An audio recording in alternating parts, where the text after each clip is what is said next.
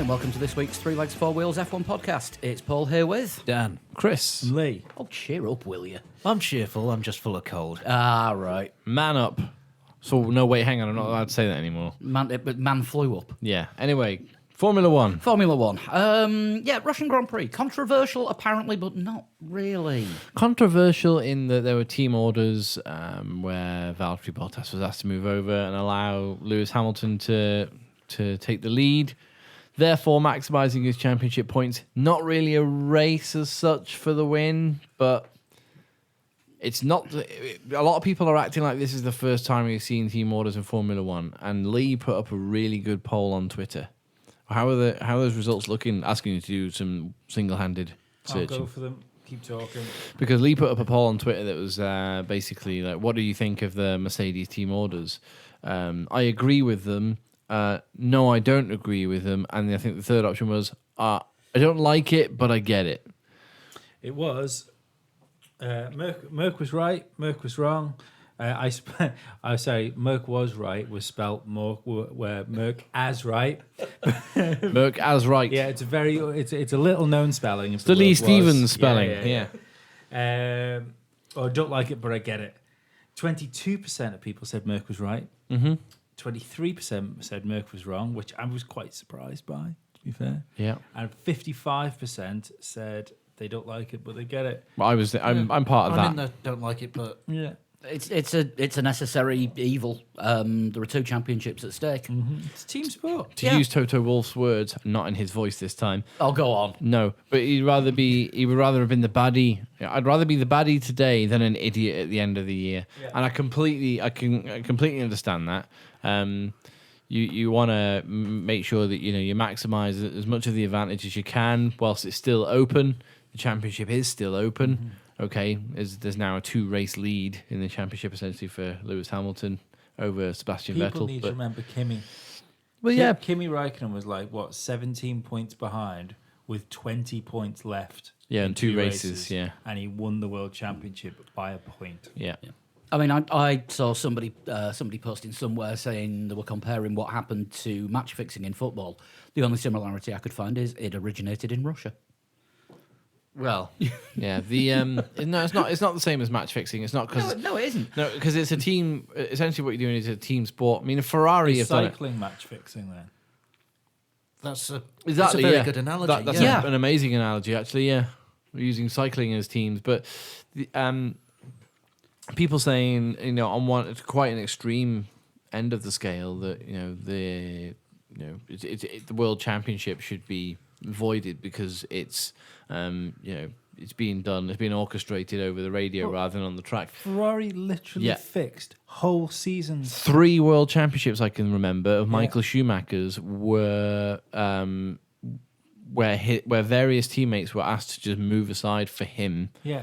It's not just like when they got to So if you want to avoid 3 World Championships for Michael Schumacher as well. Yeah. Yeah, and one world championship was lost by Ferrari for rigging things slightly because I still think Eddie Irvine could have won it in '99. I think so. Yeah. And then Ferrari just didn't wa- put the didn't work want into him. his car. Nope. They wanted to win the constructors, Didn't want to win the world but they didn't want to win the world championship Schumacher. without Schumacher. Yeah.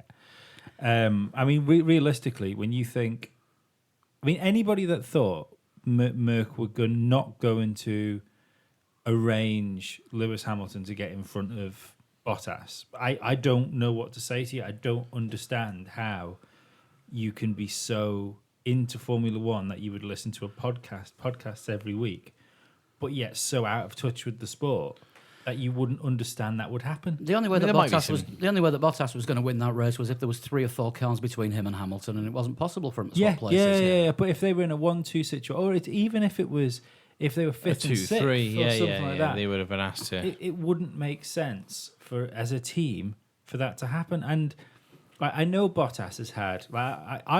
Someone said to me online that Bottas should have won 3 races this year.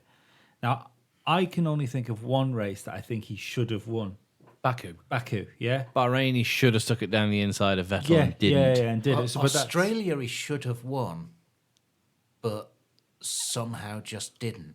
But what I mean is by But like out of like something that was took completely out of his control was Baku in my eyes. Yeah, Yeah. But that's one race of this. And whole Russia was season. taken out of his control as well. The car he's got, even if you take Baku out of it, yeah, the car he's got, he should still be in this championship. Yeah. Yeah. And if he was still in the championship, he would have been allowed to win the race.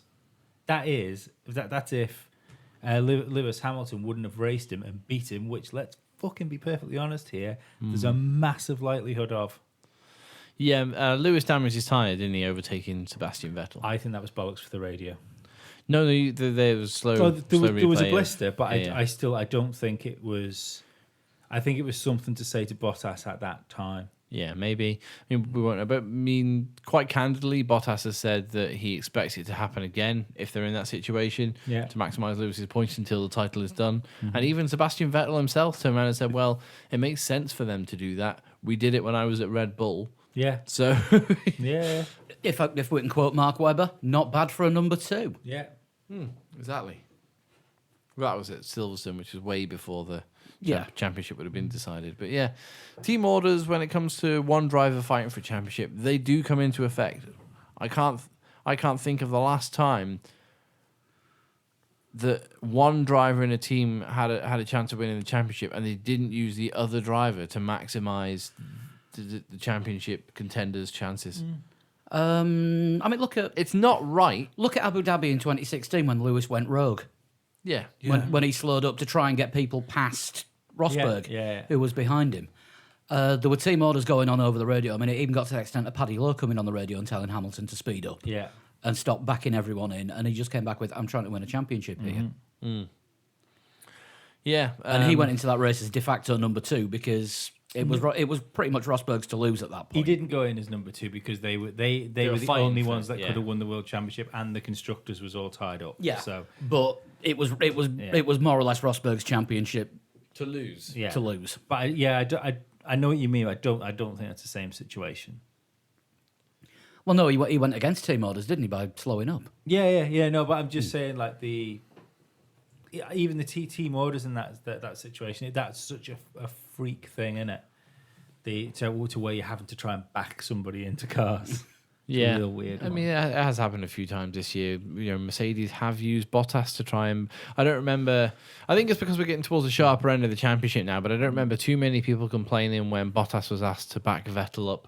How or many times has when- Kimi been left out for That's about it. 6.5 days on a set of tyres? That's it. I mean, I was about to say exactly the same thing when Kimi's been left out to back. You know, Where's all the back Lewis into Sebastian. Where's all the outcry about Force India's public admission that their drivers aren't allowed to race each other anymore, and They their- swapped places 3 times. their positions were managed completely from lights to flag. I can't help think this is a mixture of two things. It's a mixture of the fact that as every day goes on, people seem to react on social media even more fucking crazily than they did the day before, and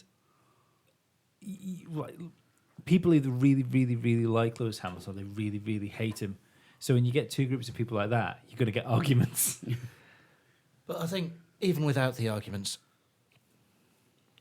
it's not good for Lewis to win the race like that. No. He wasn't happy with the win. Not good for No. the sport. It's not good for Valtteri to not win the race like that. He wasn't happy with it. Yeah, The fans, we've all said, we don't like it. yeah. So it's not surprising that you're going to have a lot of people and there might not be being happy. There might be people listening It's though. the surprise that confuses me. That's where I mean. It's like it's the surprise that if Bottas gets pole again, and you think might stick a tenner on Bottas to win that race, don't do that. Just give it to me. Just give me your money because Until the championship's I'd said wrapped at up. the start of the race to Sean, I'd asked, who do you reckon has more chance of winning this, yeah, Bottas or Vettel? yeah, And if you're going to put a bet on Bottas, you might as well make it a double with the DNF for Lewis, because that's Yeah. the only way that he would be Yeah. allowed to win. Until the championship's wrapped up. I think I said after Which the race. then Lewis just takes one of the gears out of his car. Well, yeah, but I'm pretty sure I said after the race yesterday, you can see Lewis, you know, if he's in a position once, you know, if they can wrap the title up with about three races to go, maybe, possibly giving a win back to Valtteri, if that, and there'll be outcry about that as well when it happens. I don't think that would be a good thing to do because I don't that won't that won't give back to Bottas what he had taken away And from there's him. No. reason, but there's no reason to do it as well.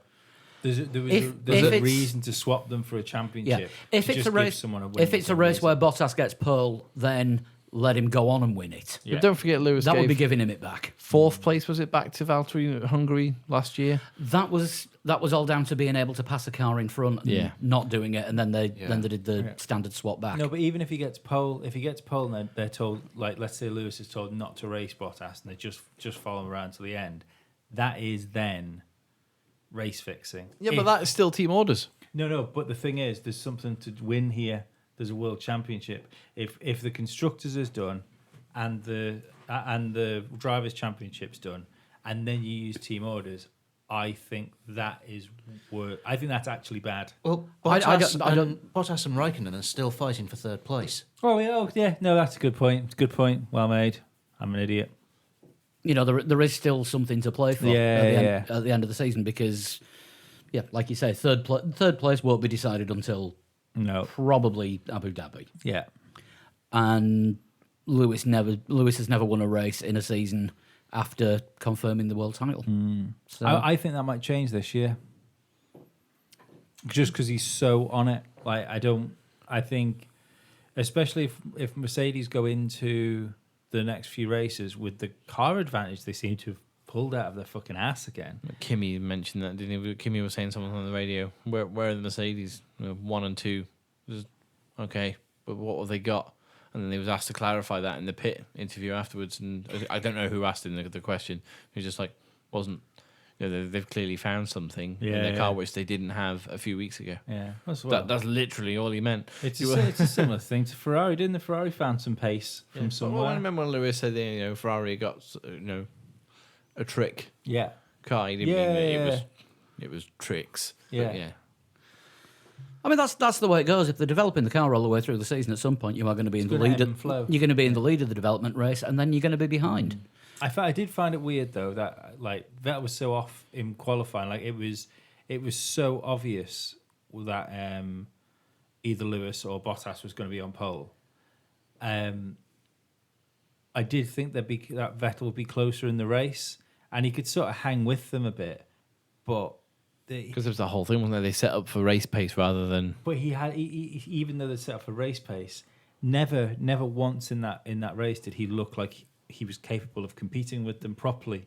Like on like pure out and out pace. Yeah, even got passed by Hamilton and then didn't appear to have the fight to take it back to him. No, Lewis that was a great move. Anyway, we started at the front when we usually start at the back. Yeah, I think we'll go at the back, and it's going to be a very quick recap for Toro Rosso. Change tyres, double Do spin. we know what happened to that? Brakes. Brakes was it? Yeah, they replaced the rear brake ducts on both cars, and it just looks like they were faulty. Replace them with what? Flumps. I think it was because they were both suffering from a long pedal. Oh, hang on, you're gonna. So I'm just going to see if I can actually find the Actual quotes. quotes. Yeah, I said at the time because it was a bit confusing, wasn't it? Because we saw Gasly spin first, followed by Hartley spin, and we weren't sure if they were the same spin. But then one car went the other way to the other one. It was like, well, hang on a second, they're two different spins. And then we got very confused because Hartley had already been in to change his tyres at the end of lap 1 and had spun again. and then span for the second time. Yeah, so we thought maybe he changed his tyres because he'd spun, but no, it was the other way around. And they must have just overheated the rear brakes then if the brake ducts had failed. Yeah, Franz Tost said the incident was related to a piston sticking when the brakes reached hot temperatures. Yeah. One piston in the brake calipers got stuck, and it was identical on both cars. This caused the overheating of brake fluid in a long pedal, and they had to bring both drivers in to retire them on safety grounds. Which, you can't argue with that. There are rules against, unsafe cars. Yeah. So retiring is not just the safest thing to do, but the smartest thing to do as well, because they're not using their car for a race where they could be potentially damaging it, even with a slightly faulty part. Odd one. It used to be a big thing in the 90s, didn't it? When you had like a person go out of a race and then you'd be, I wonder if his teammates got the same problem. It used to be a common thing. It's not something that sort of happens in modern Formula One, really. Well, I think there's been a few times where Am a I car's just come missing into them? garage and pulled out of the race, and then a lap or two later they The got onto the teammates. teammate and said, "Get in now." Yeah, maybe. I want to say it happened with Red Bull a couple of seasons ago. Can't remember. Every time Max's engine went. Every time Max is in there. Yeah, well, he had like 8 retirements or something. Yeah. Yeah. One thing that did come out of it for Toro Rosso, Pierre Gasly got hit in the visor by some debris Did he really? after the start line shenanigans. It was Alonso and someone else. It was Ricciardo who had a damaged front wing from coming together with Alonso, Right. which is why Ricciardo had a wing change when he made his pit yeah. stop. But yeah, it was small enough to go through the halo and hit him in the visor. Let's rip the halos off and give them V12s again. It's clearly the only answer. Yeah, but then you need lead wings so that bits don't fly off, and then ban floors and Right, well, let's go back to the 50s when they decided it was a good idea to wear goggles. Goggles would have stopped him from getting blinded, but now they have helmets with visors. The visor stopped him from getting blinded, and there was a halo as well. It Yeah. got through the first layer of protection. I'm okay with that. Yeah. yeah, nobody moved, nobody got hurt. Exactly. Yeah. and But I mean, that's about all you can say for Toro Rosso because there wasn't a great deal going no, on. disappointing. However, Disappointing crap. however, I have missing in qualifying. I have a conspiracy theory about this. Oh. Get your tinfoil out. It's Honda's Listen home to race, next, isn't it? Next. It is. That's why they changed the engines. They've admitted that's why they put new engines in both cars. Well, they so put they the- didn't look crap at Suzuka next week. Well, that's it. We put the new engines in, and instead of like getting them completely ruined, let's have the same problem on both cars so that we can have like fairly fresh and That- be good into It's the a nice shit in conspiracy Russia, theory, but better they in did Japan. both spin off. Yeah. Yeah, And Brendan Hartley, yeah, that's not surprising. No. Gasly though. Gasly, maybe they told him to do that. And Gasly said he span at 178 miles an hour. Yeah, but they didn't hit anything. Do you know what I mean? Both of their spins were onto massive aprons of concrete where they were able to direct the car. When Sainz had an actual brake failure, he hit the wall, he hit the other side, he was down and he was in the barriers. and then he was in the hospital. And then he was in hospital. And then yeah. he was on the grid. Yeah. But both of them were. I'm not saying it was completely orchestrated. I'm just saying it happened at very convenient places Yeah, and it has times for happened. both drivers on the same lap at different turns. Well, no, it was a bit of a difference between that and Sainz's brake failure from the other year because the brakes were still working. They were just not working very well. Yeah. And they both completely locked up. Was it Kvyat's that where the wheels exploded off his car?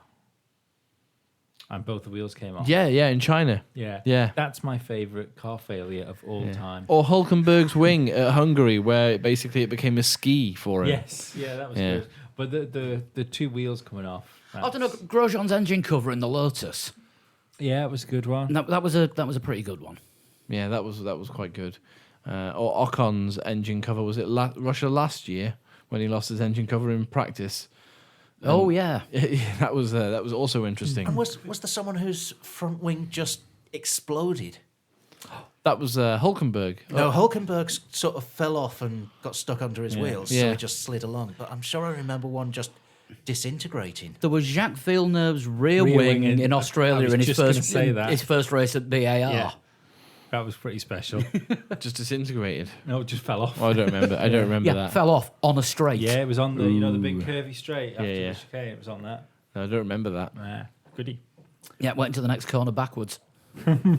Anyone see any of the NASCAR last night, by the way? They were racing on something called a roval.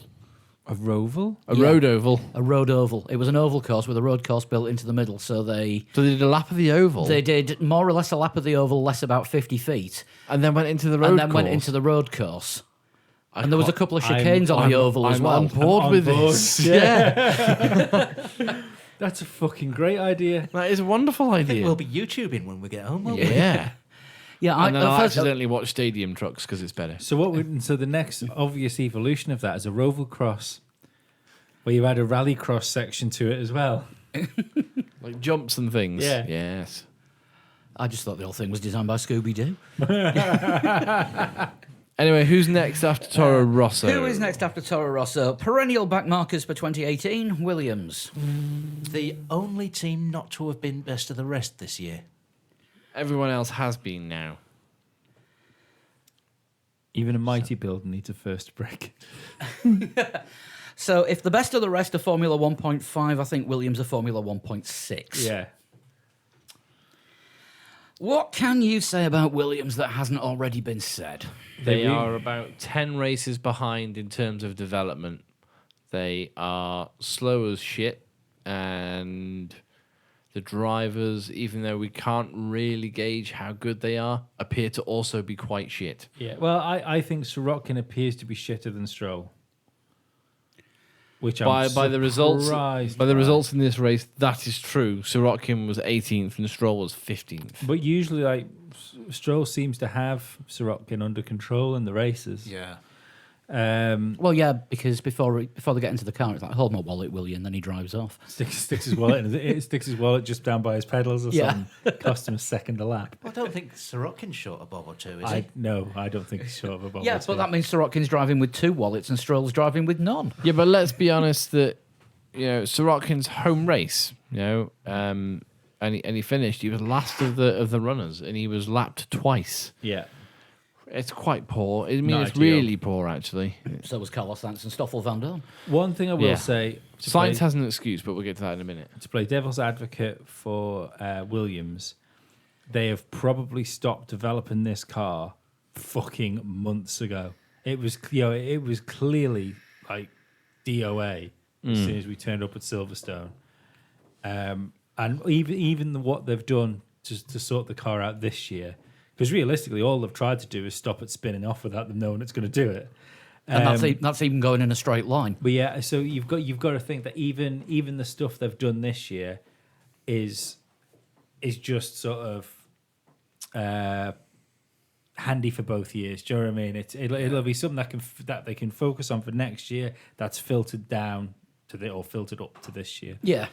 I don't know. I think there's Williams. I still can't get over the fact that Williams are where they are and they've got Paddy Lowe there. So I still think, well, they've got Paddy Lowe in the team, that maybe this adjustment period, like maybe they can start sorting it out next year. Especially if all of a sudden, people start talking more about it if they end up getting George Russell in the car. That reared its head again this weekend. And it was really weird because it was like the other week, it was basically George Russell's not making it into Formula One.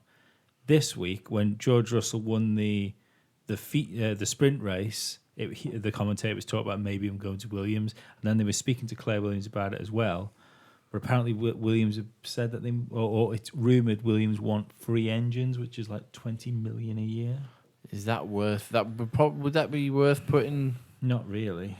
Russell in the car? It would probably be more worth putting Ocon in the car and leaving Russell for a seat that comes free next year, possibly. I would agree with you if Ocon had done better this year. Yeah. Let's face it, the only reason Ocon is struggling to get a drive this year and he's in the position he's in now is because he wasn't good enough to take Bottas's seat, which I think is what was planned for him.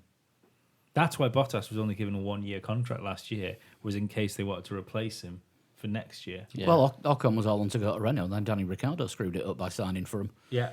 No, but before that, I mean, this all happened after Bottas was signed. Yeah. If Ocon had have been better, and if Ocon would have done what he did last year, this year, he'd have been in that Mercedes next year. And people shouldn't forget that. Yeah. That's why I think Mercedes would probably go with Russell first, because Ocon hasn't had his chance and he should still be in Formula One. I'm not saying he shouldn't be there, because he clearly should be there. But if you've got a guy that you've given 2 seasons to and a guy that wants to get in, I think you go with the guy that you're trying to get in, because the guy's had 2 years to try. The sort of Toro Rosso meat grinder approach. A little bit, but He's not done enough to get into the main team. Off he goes. yeah, I think the issue for me with Ocon is the fact he hasn't put Perez properly to bed. I know they've looked very evenly matched, and Perez doesn't look like a world champion. But then Hulkenberg is a very highly rated driver. Yeah, And you couldn't say that he put Perez to bed. no, it's true. Yeah, it's true. You know, I think Ocon's looked every bit the driver that Hulkenberg did against Perez. Yeah, maybe Perez is just better than I think he is, or people think he is. I think Perez is a very good driver. I don't think Very, he's a world very good. champion though. Maybe, I think he could button it. Maybe. maybe. give him the car when everybody else hasn't got the car. Same with Hulkenberg, though. Yeah. Exactly the same with Hulkenberg. Germany's Jensen Button. Yeah. Yeah. But yeah, it's a shame for Williams to be that far down, I really. know. But No, I think for Hulkenberg, a better analogy would be Germany's Mika Hakkinen. Once he breaks that duck, if he ever does, then we're going to see him in the top 3 regularly. It's just getting there, because how long did Hakkinen wait for his first win? And then 7 years. yeah, Yeah. and then couldn't stop winning after that. Yeah. He did have a massive car advantage though. True. Yeah.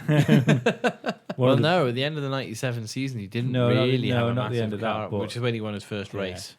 But there was shenanigans involved in winning that first race though, wasn't there? Villeneuve and Schumacher hit each other. Yeah. Oh, sorry, no. Michael Schumacher drove into Jacques Villeneuve. It was an accident. It wasn't an accident. It was an accident that they both went off. Yeah.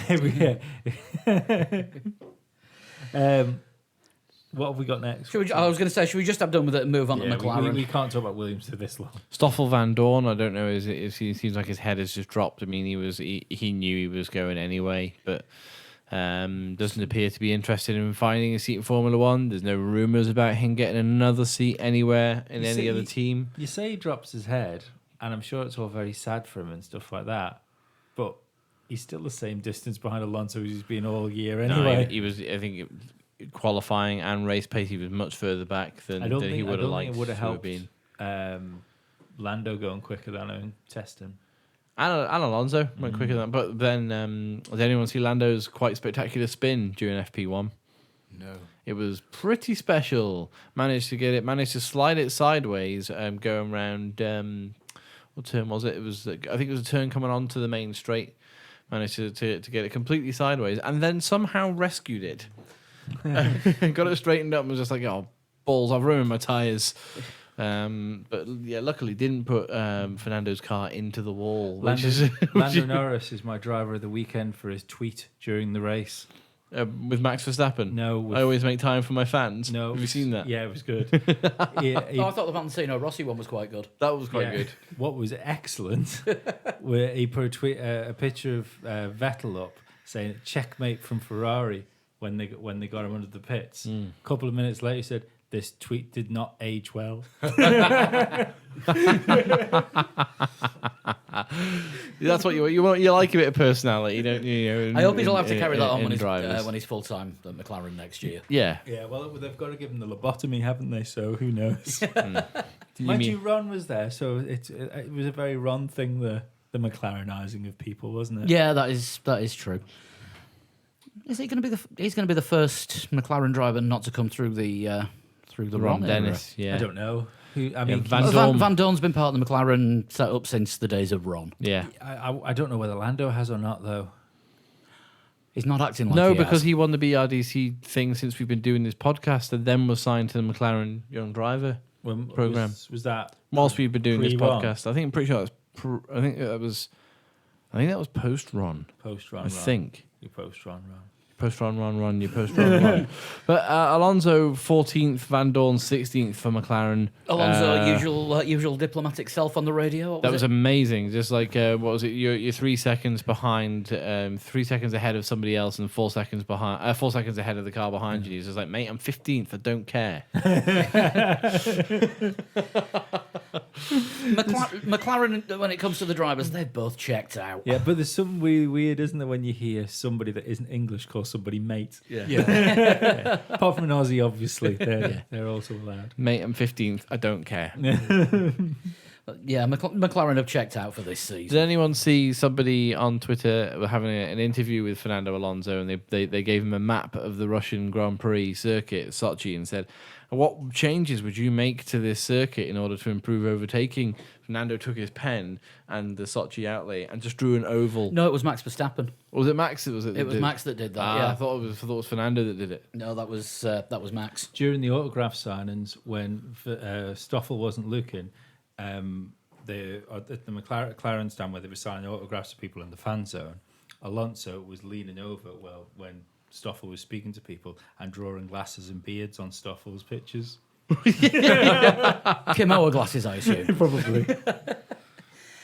Renault next up. Sainz 17th, Hulkenberg 12th. I expected more from Renault this weekend. Well, Renault were quite clever in their qualifying strategy, weren't they, by not going out in Q2 because they knew that everyone else wasn't going to go out in Q2. Well, it would have been clever if they'd gotten the points. Yeah. Well, no, this was their idea. They knew their car was awful around Sochi with from Friday practices. So their clever strategy was to hold on to as many tires as they could and because of all the penalties and cars that didn't bother going out in Q2, they would start 11th and 12th with a free choice of tires, and early doors it would start working out for them, especially when the runners were on the softer tires were pitting. You had both cars up in the points, but I missed what happened. Sainz got some floor damage from somewhere and just dropped way off the radar, and said at the end of the race that it was undrivable. See, they were saying it was undrivable in Q1 on Saturday afternoon.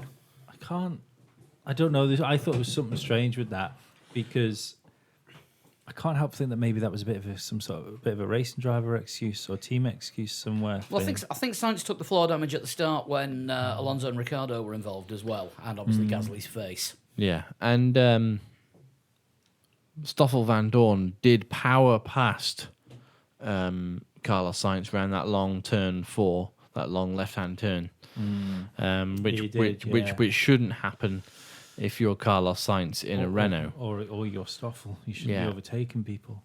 Or if you're Danny Rick, you probably looked at that result and went, "Oh yeah, penny for his thoughts." Really? I think it starts with Struth. Yeah. Gripes, copper. What should have been a good points finish for Renault just wasn't, and I don't know why they couldn't make their car work around Sochi, but they just didn't. It was not too dissimilar, was it? From At one point, Singapore? Hulkenberg was saying the back end didn't feel connected to the front, which on a circuit like that, So he was driving a bendy bus. pretty much, yeah. On a circuit like that with long sweeping curves, you really want to have confidence in the back end of the car, because when you've got, the two DRS zones, they're both curved, Yeah. and you've got something like that, and you want to know that the back end is going to be going in the same direction that you started in. Yeah. You want the back end to follow the front, really. I think this is more to do with tyres, because the tyres appeared to be a bit of a shit show for Russia. So Softs were almost too hard. They should have used supers as well. So if you've got teams struggling with tyres, then it's going to look even worse for cars like Renault, where they're not sure of the cars, or cars like Williams, and McLaren, I mean, even like McLaren in qualifying, they've been at the pretty far back for the season, but they were fucking terrible, weren't they, this weekend? Oh, yeah. So I think it might just be a case of if you've got a car which is struggling turning the tyres on anyway, and then you get that thrown at you too, it's just double trouble, in it. What next? Haas. Binary result again. One in the points, yeah. one out the points. Yeah. Quite really decent qualifying from Magnussen. Yeah. Was it equaled his best ever qualifying result. So He's fifth. Yeah. Can't argue with that. I mean, all right, okay, Red Bull didn't take part because of You can only race against who's on track with you. Yeah, but I mean, we know that Mercedes, Ferrari, Red Bull occupy the top 6 spots, and with 2 of those cars gone, Magnussen hit 5th, which is the best of the rest. Yeah. In a Haas, which is that's quite impressive. I fixed that again. I fixed Formula One again. Did you? Yeah, the whole thing about drivers and teams getting penalties and how it should be more towards the team and less, it's not sacrificing the driver. Yeah. Dead easy way of fixing it if you have to replace a component, you're not supposed to do. Roman Grosjean comes and cooks for you. No, apart from that, Oh. that's if you do like 6 over a year. Mm. You can start in your qualifying position, but there's a financial, like more of a gesture than anything else. You know, a financial fine towards the team, and that car can't score constructors points For that race. but it can score drivers points.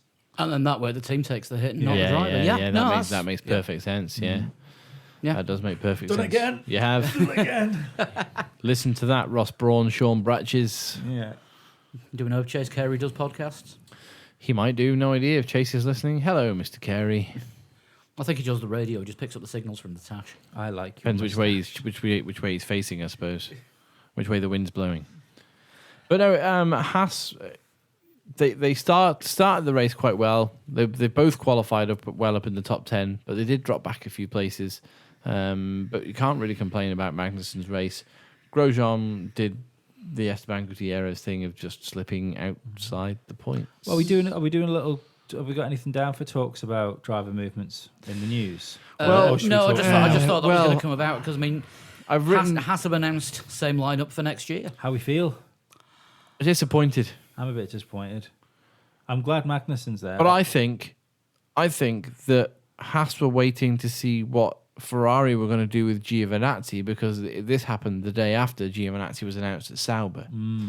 So Giovinazzi's been put in the Sauber, so Haas were like, well, we were kind of hoping for him. Let's just announce Grosjean again. So I tell you what, it does sort of hint now that the Sauber Ferrari connection, rubbish tag team name, that are together. Then No, they had a number 5 hit in 1973 with Shake Your Funky Love thing.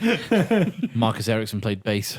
but it does seem that Haas are now just customers of Ferrari.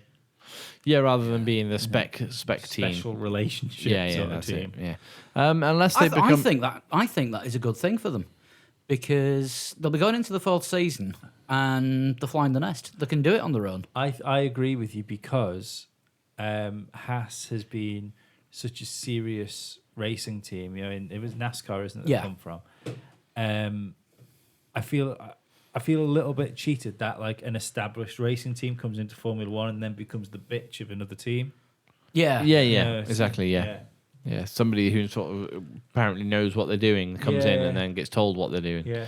Although it's also a bit bad that an established Formula One team becomes the bitch of another established team. Yeah, I suppose so. But with that many changes of ownership and general Yeah. business fuck ups with Sauber, can you call them an established Formula One team because they've been hanging on by the skin of the teeth for Yeah.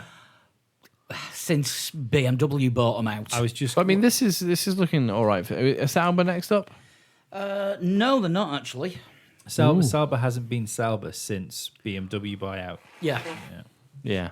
even Peter Sauber coming back, it wasn't the same because it wasn't being run the same. No. Yeah, and it took a long time, didn't it, for the BMW Sauber to... And if you actually look at the logo that Sauber have, not the logo, sorry, the font that Sauber use, there's the Alfa Romeo badge, and then it says Sauber F1 team. That font was put in place by BMW when it used to say on the side of the Yeah. trucks, BMW Sauber F1 team, because that's the same font that BMW still use today. Tell you what, BMW have done two things really well in Formula One. Given Sauber their font, They fucked two teams. Williams and Sauber. Two teams that, if they'd have just stayed making engines for them, could have maybe become world championship winning teams. Can Yeah. we throw Brabham into that because they fucked them over at the end? Oh, They did, okay, yeah. No, that's absolutely. They did exactly the same to Williams as they did to Brabham, didn't they? Like Yeah. 25 years beforehand. Yeah. It was So- a strange thing that as well because they were doing pretty well, weren't they, when they were with Williams? I mean, they had Yeah. Montoya second in the championship. Yeah. Anyone would have thought, hang on a minute, we're onto a fucking good thing here. 9. No, apparently not. Apparently not. Force India next. 9th and 10th for Perez and for Ocon first and then Perez. Although Ocon's quote about we were 9th, which to us is really 3rd. What? In Formula 1.5. Yeah. Yeah, they were third. They came third in the Best of the Rest Championship. So they had a Formula 1.5 podium in Esteban Ocon's world. I hope. That's great until Esteban Ocon gets an actual podium, which he hasn't done yet. So You take what you can get. yeah, I know what you're saying, but there will be times when he gets to. For example, he started how many places ahead of both Red Bulls, but yet they both got past him in the early stages of the race. Possibly because it's a slightly better and more developed car, because Force India have only just been able to start affording to develop the car. Yeah, but Red Bull did it with everyone, apart from Ferrari and Mercedes. True. Force India's main problem during that race was actually Kevin Magnussen, because Perez and Ocon both were given opportunities to go and attack him and just could not get anywhere near him. Which is why I think Kevin Magnussen did a really, really good job of just being like, I'm here. Quietly, Oh, yeah. one of the drivers of the day. Yeah. He's like, I'm not doing anything special, but if they come closer, I just go a little bit faster, but I'm also looking after my tyres. He was pretty naughty in a braking zone, though. Moving under braking. Proper Verstappen special. I that. don't know if I saw Magnussen moving under braking. I Yeah, did call the whole Vettel really moving rough. under braking thing at the time, like when the incident happened. Perez though. nearly creamed into the back of him. Or was either Perez or Ocon, obviously. Nearly but- went straight into him. Yeah, it was a closey. I didn't spot that. But Force India were just as guilty of team orders. Oh, yeah, as any absolutely. other team on the grid was.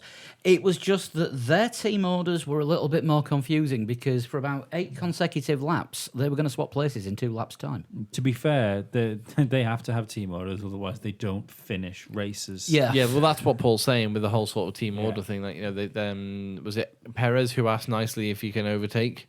Yeah, and all he got back was soon. Give Yeah. Esteban a chance. Yeah. Yeah.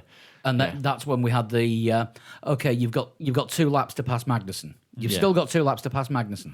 In 3 laps' time, you'll still have 2 laps to pass Magnussen. Yeah. Swap places. Yeah. I was amazed, actually. I was surprised Perez gave him the place back. I wasn't.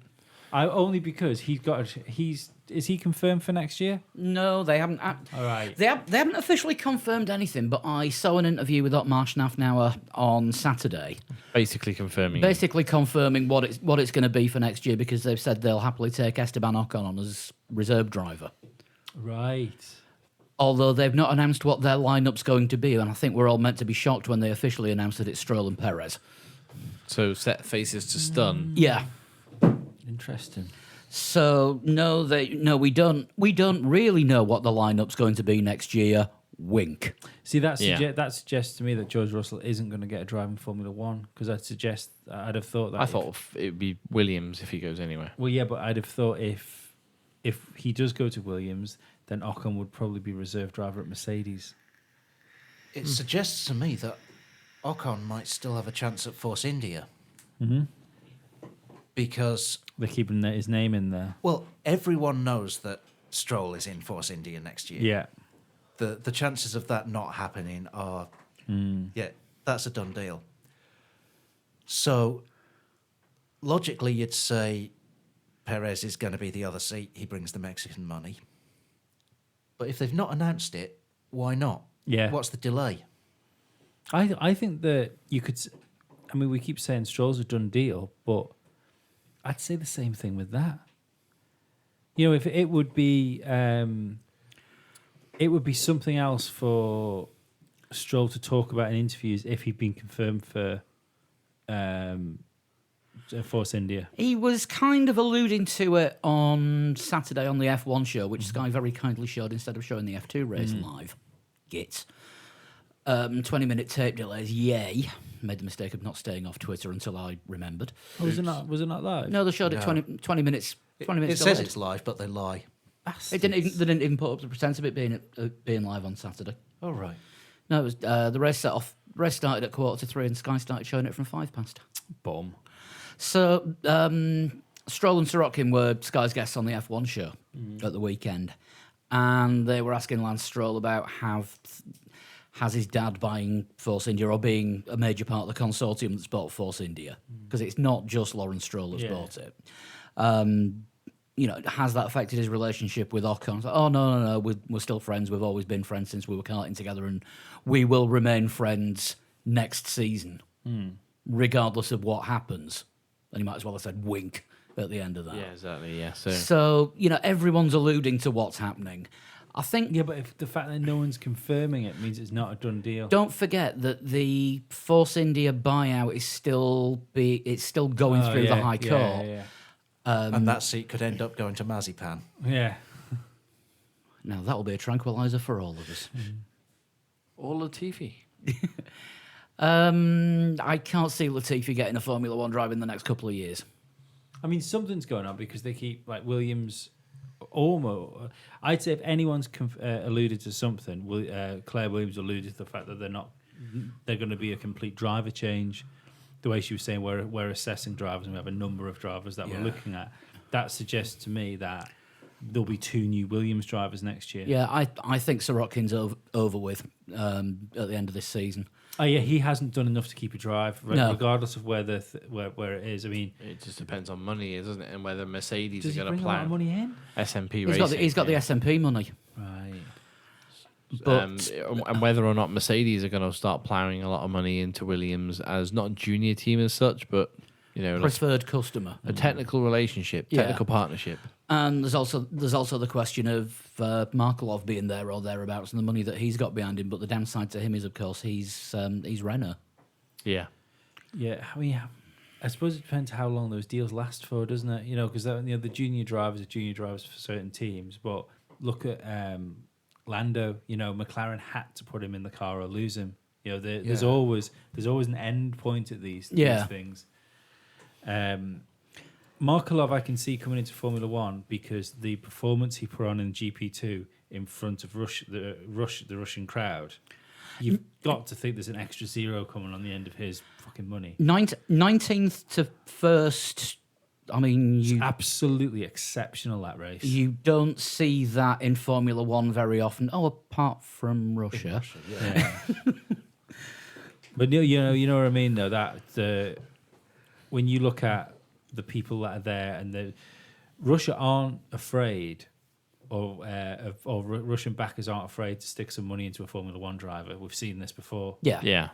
So I can't see him not being in Formula One. Although Vitaly Petrov ended up giving the 3rd place trophy in GP3 on Sunday. Did he? Yes. Well, it's nice to know he's still alive. Yeah. Nice that he's managed to get a podium. It had to happen at some point.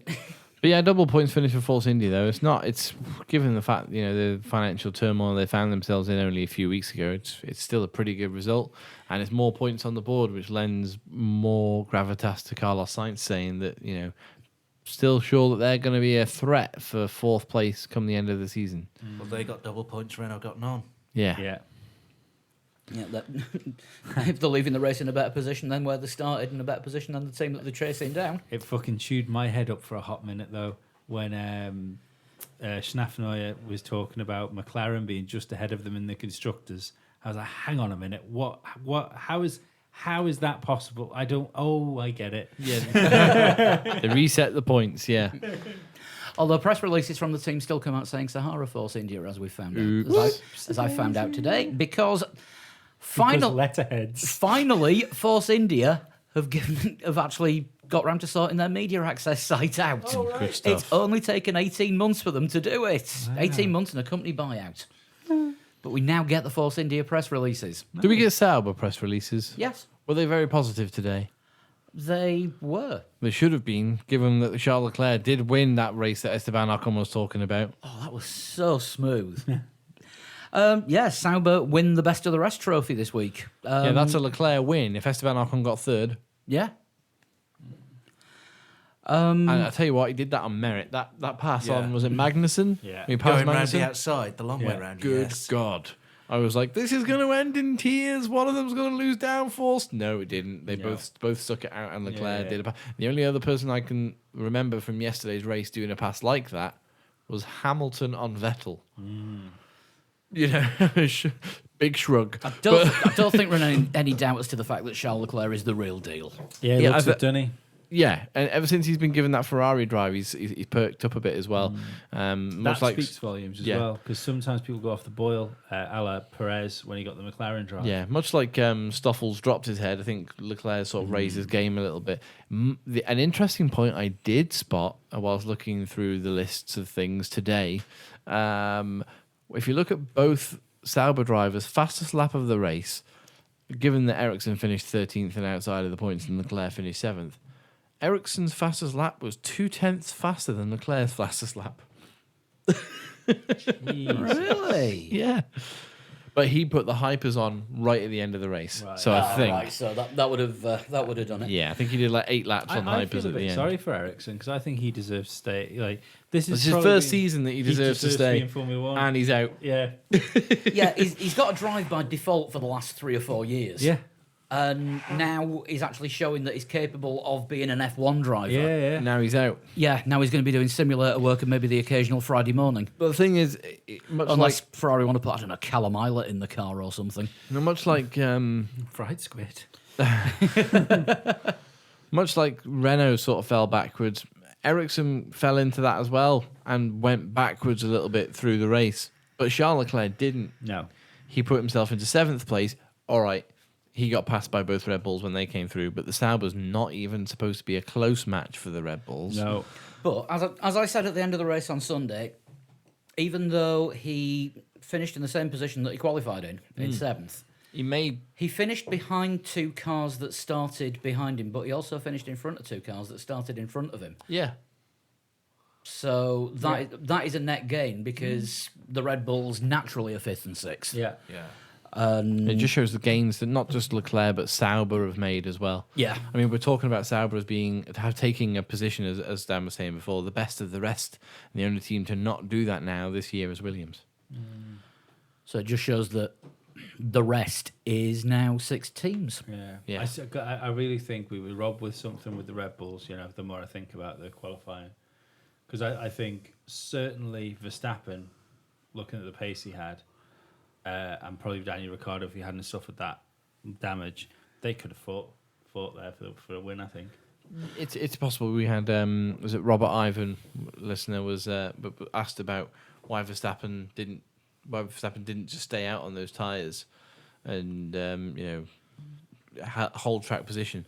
He didn't actually have a pit stop. Yeah. He was on those soft tires from the beginning of the race. Somehow managed to make them faster than all the other ultra soft and hyper soft runners, and Just shows how good that Red Bull is on its tires. then led the race for I think probably more laps than anyone else did.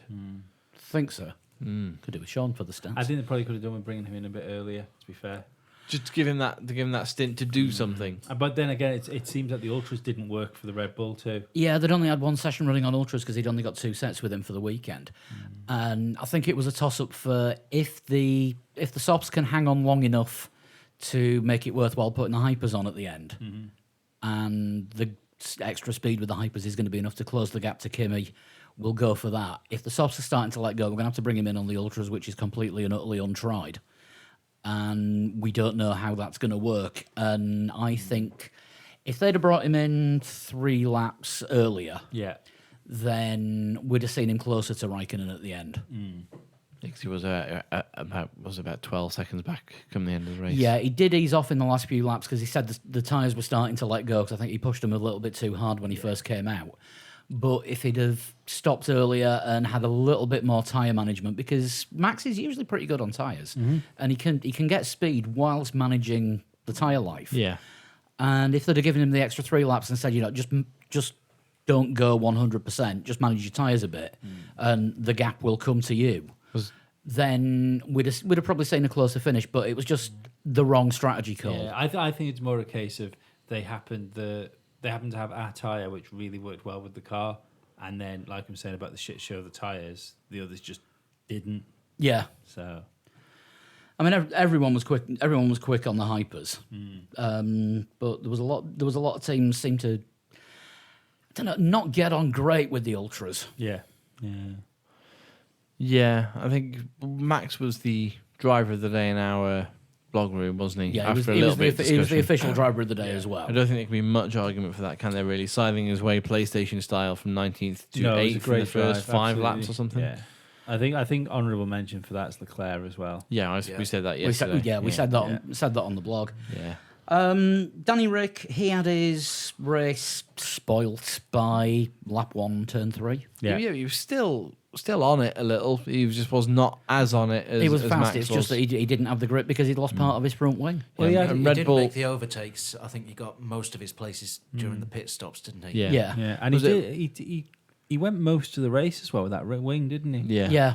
Because that's like, no matter how much people like you love Verstappen or not, Ricciardo's not 30 seconds at the end of a race off Verstappen's pace. No.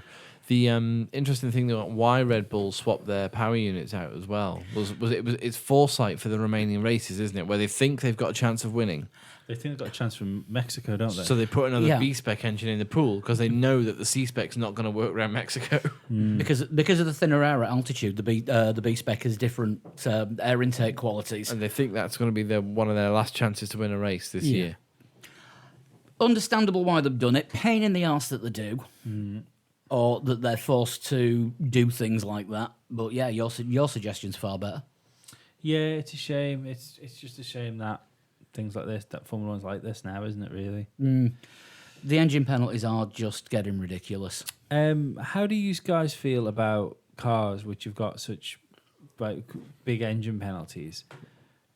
If you're going to give them that, should they be disqualified from qualifying? Because I felt And just start at the back. bad in Q1 that they went out, took 2 spots off lower cars.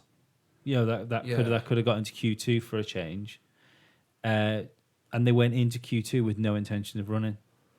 Yeah, I mean that's what made Q2 the absolute farce that it was. Yeah, it just seemed wrong in my eyes that if you know, because were they last anyway?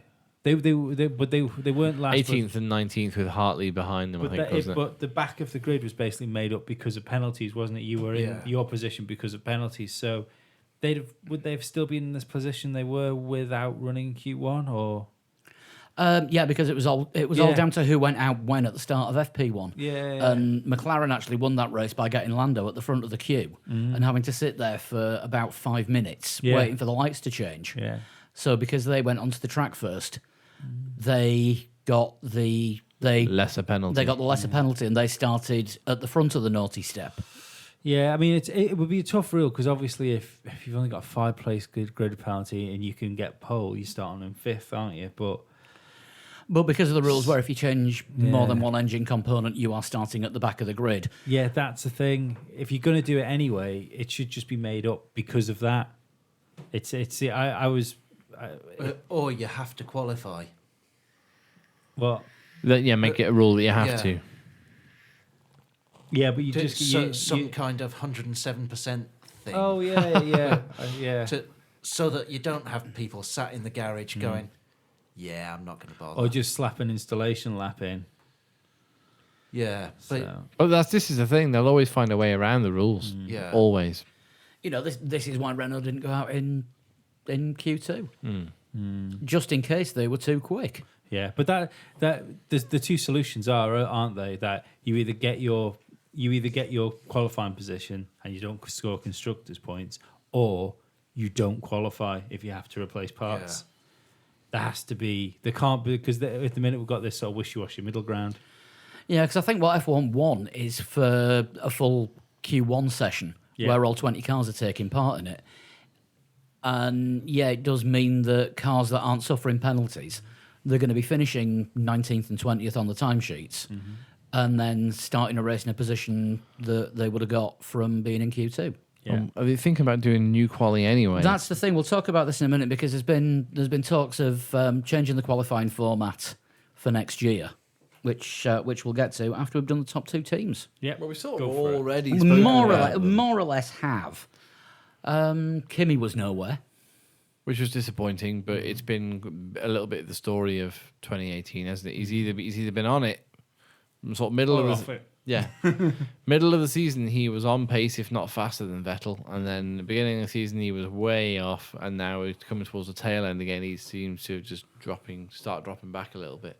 Maybe he'll be back on it in Japan. Japan's one of his favorite circuits. I remember one of my favorite Formula One performances is of Raikkonen coming from doing a Max Verstappen coming from near the back, and I think he won the race from 16th or 17th or something. It was an amazing performance. But even if he qualifies first, what are the chances of him winning? Yeah, What are exactly. the Unless there's chances of two him Mercedes listening? in front of him, yeah. Behind him, I mean. I know. I don't even think that.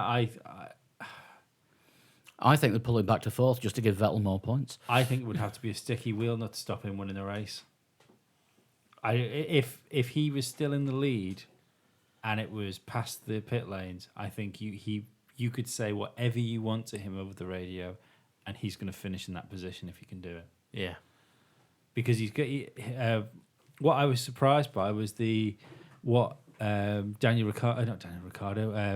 Resta was saying. I can't remember whether it was practice or qualifying, and he was saying, the more he speaks to people around the paddock, it does seem that the Sauber move was a Kimi Sauber thing.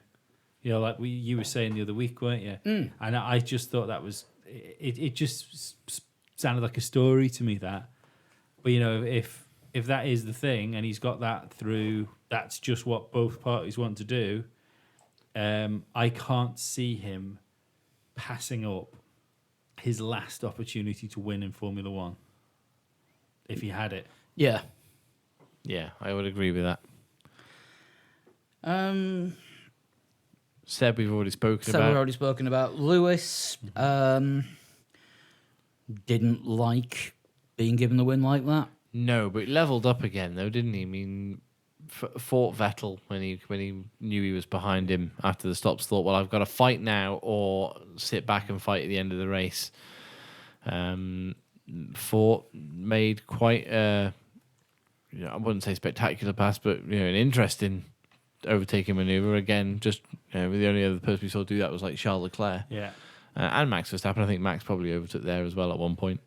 But yeah, I don't know. I just don't see that even with a faster car. I wouldn't even see that Vettel would have the mental strength to do that to Hamilton had it been the other way around. No, I don't. I don't know if it's mental strength to do it. I don't think maybe he would have been as quick. I'm not going back to this whole Vettel can't race, because he obviously can race, but I don't think he's got that instinct I to think do what Lewis did. Vettel, when he was in his Red Bull Championship years, Yeah. he would have done that to Lewis because he had the confidence in the car then. Yeah. He had the yeah. confidence in himself. And I don't think He's he's got quite either got at the minute. that very, very slim edge. Yeah. Yeah, his razor edge is a little bit blunter than it used to be. Can you think of, sorry, but you're going to say something. Can you think of another year that a Formula One driver's had, which is as good as Lewis Hamilton's year this year?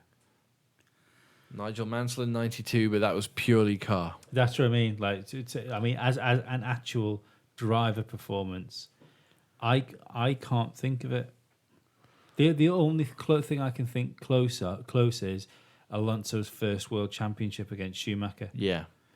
But When even, Renault weren't supposed to be the best car. yeah, but even then, I don't think Alonso was as strong as Hamilton's been this year. Just about everything. No, because I mean, even you look at the years that Senna and Prost won the title. Yeah. They weren't the full package. They were still fighting. Well, when you look at it, like Lewis is 50 points ahead.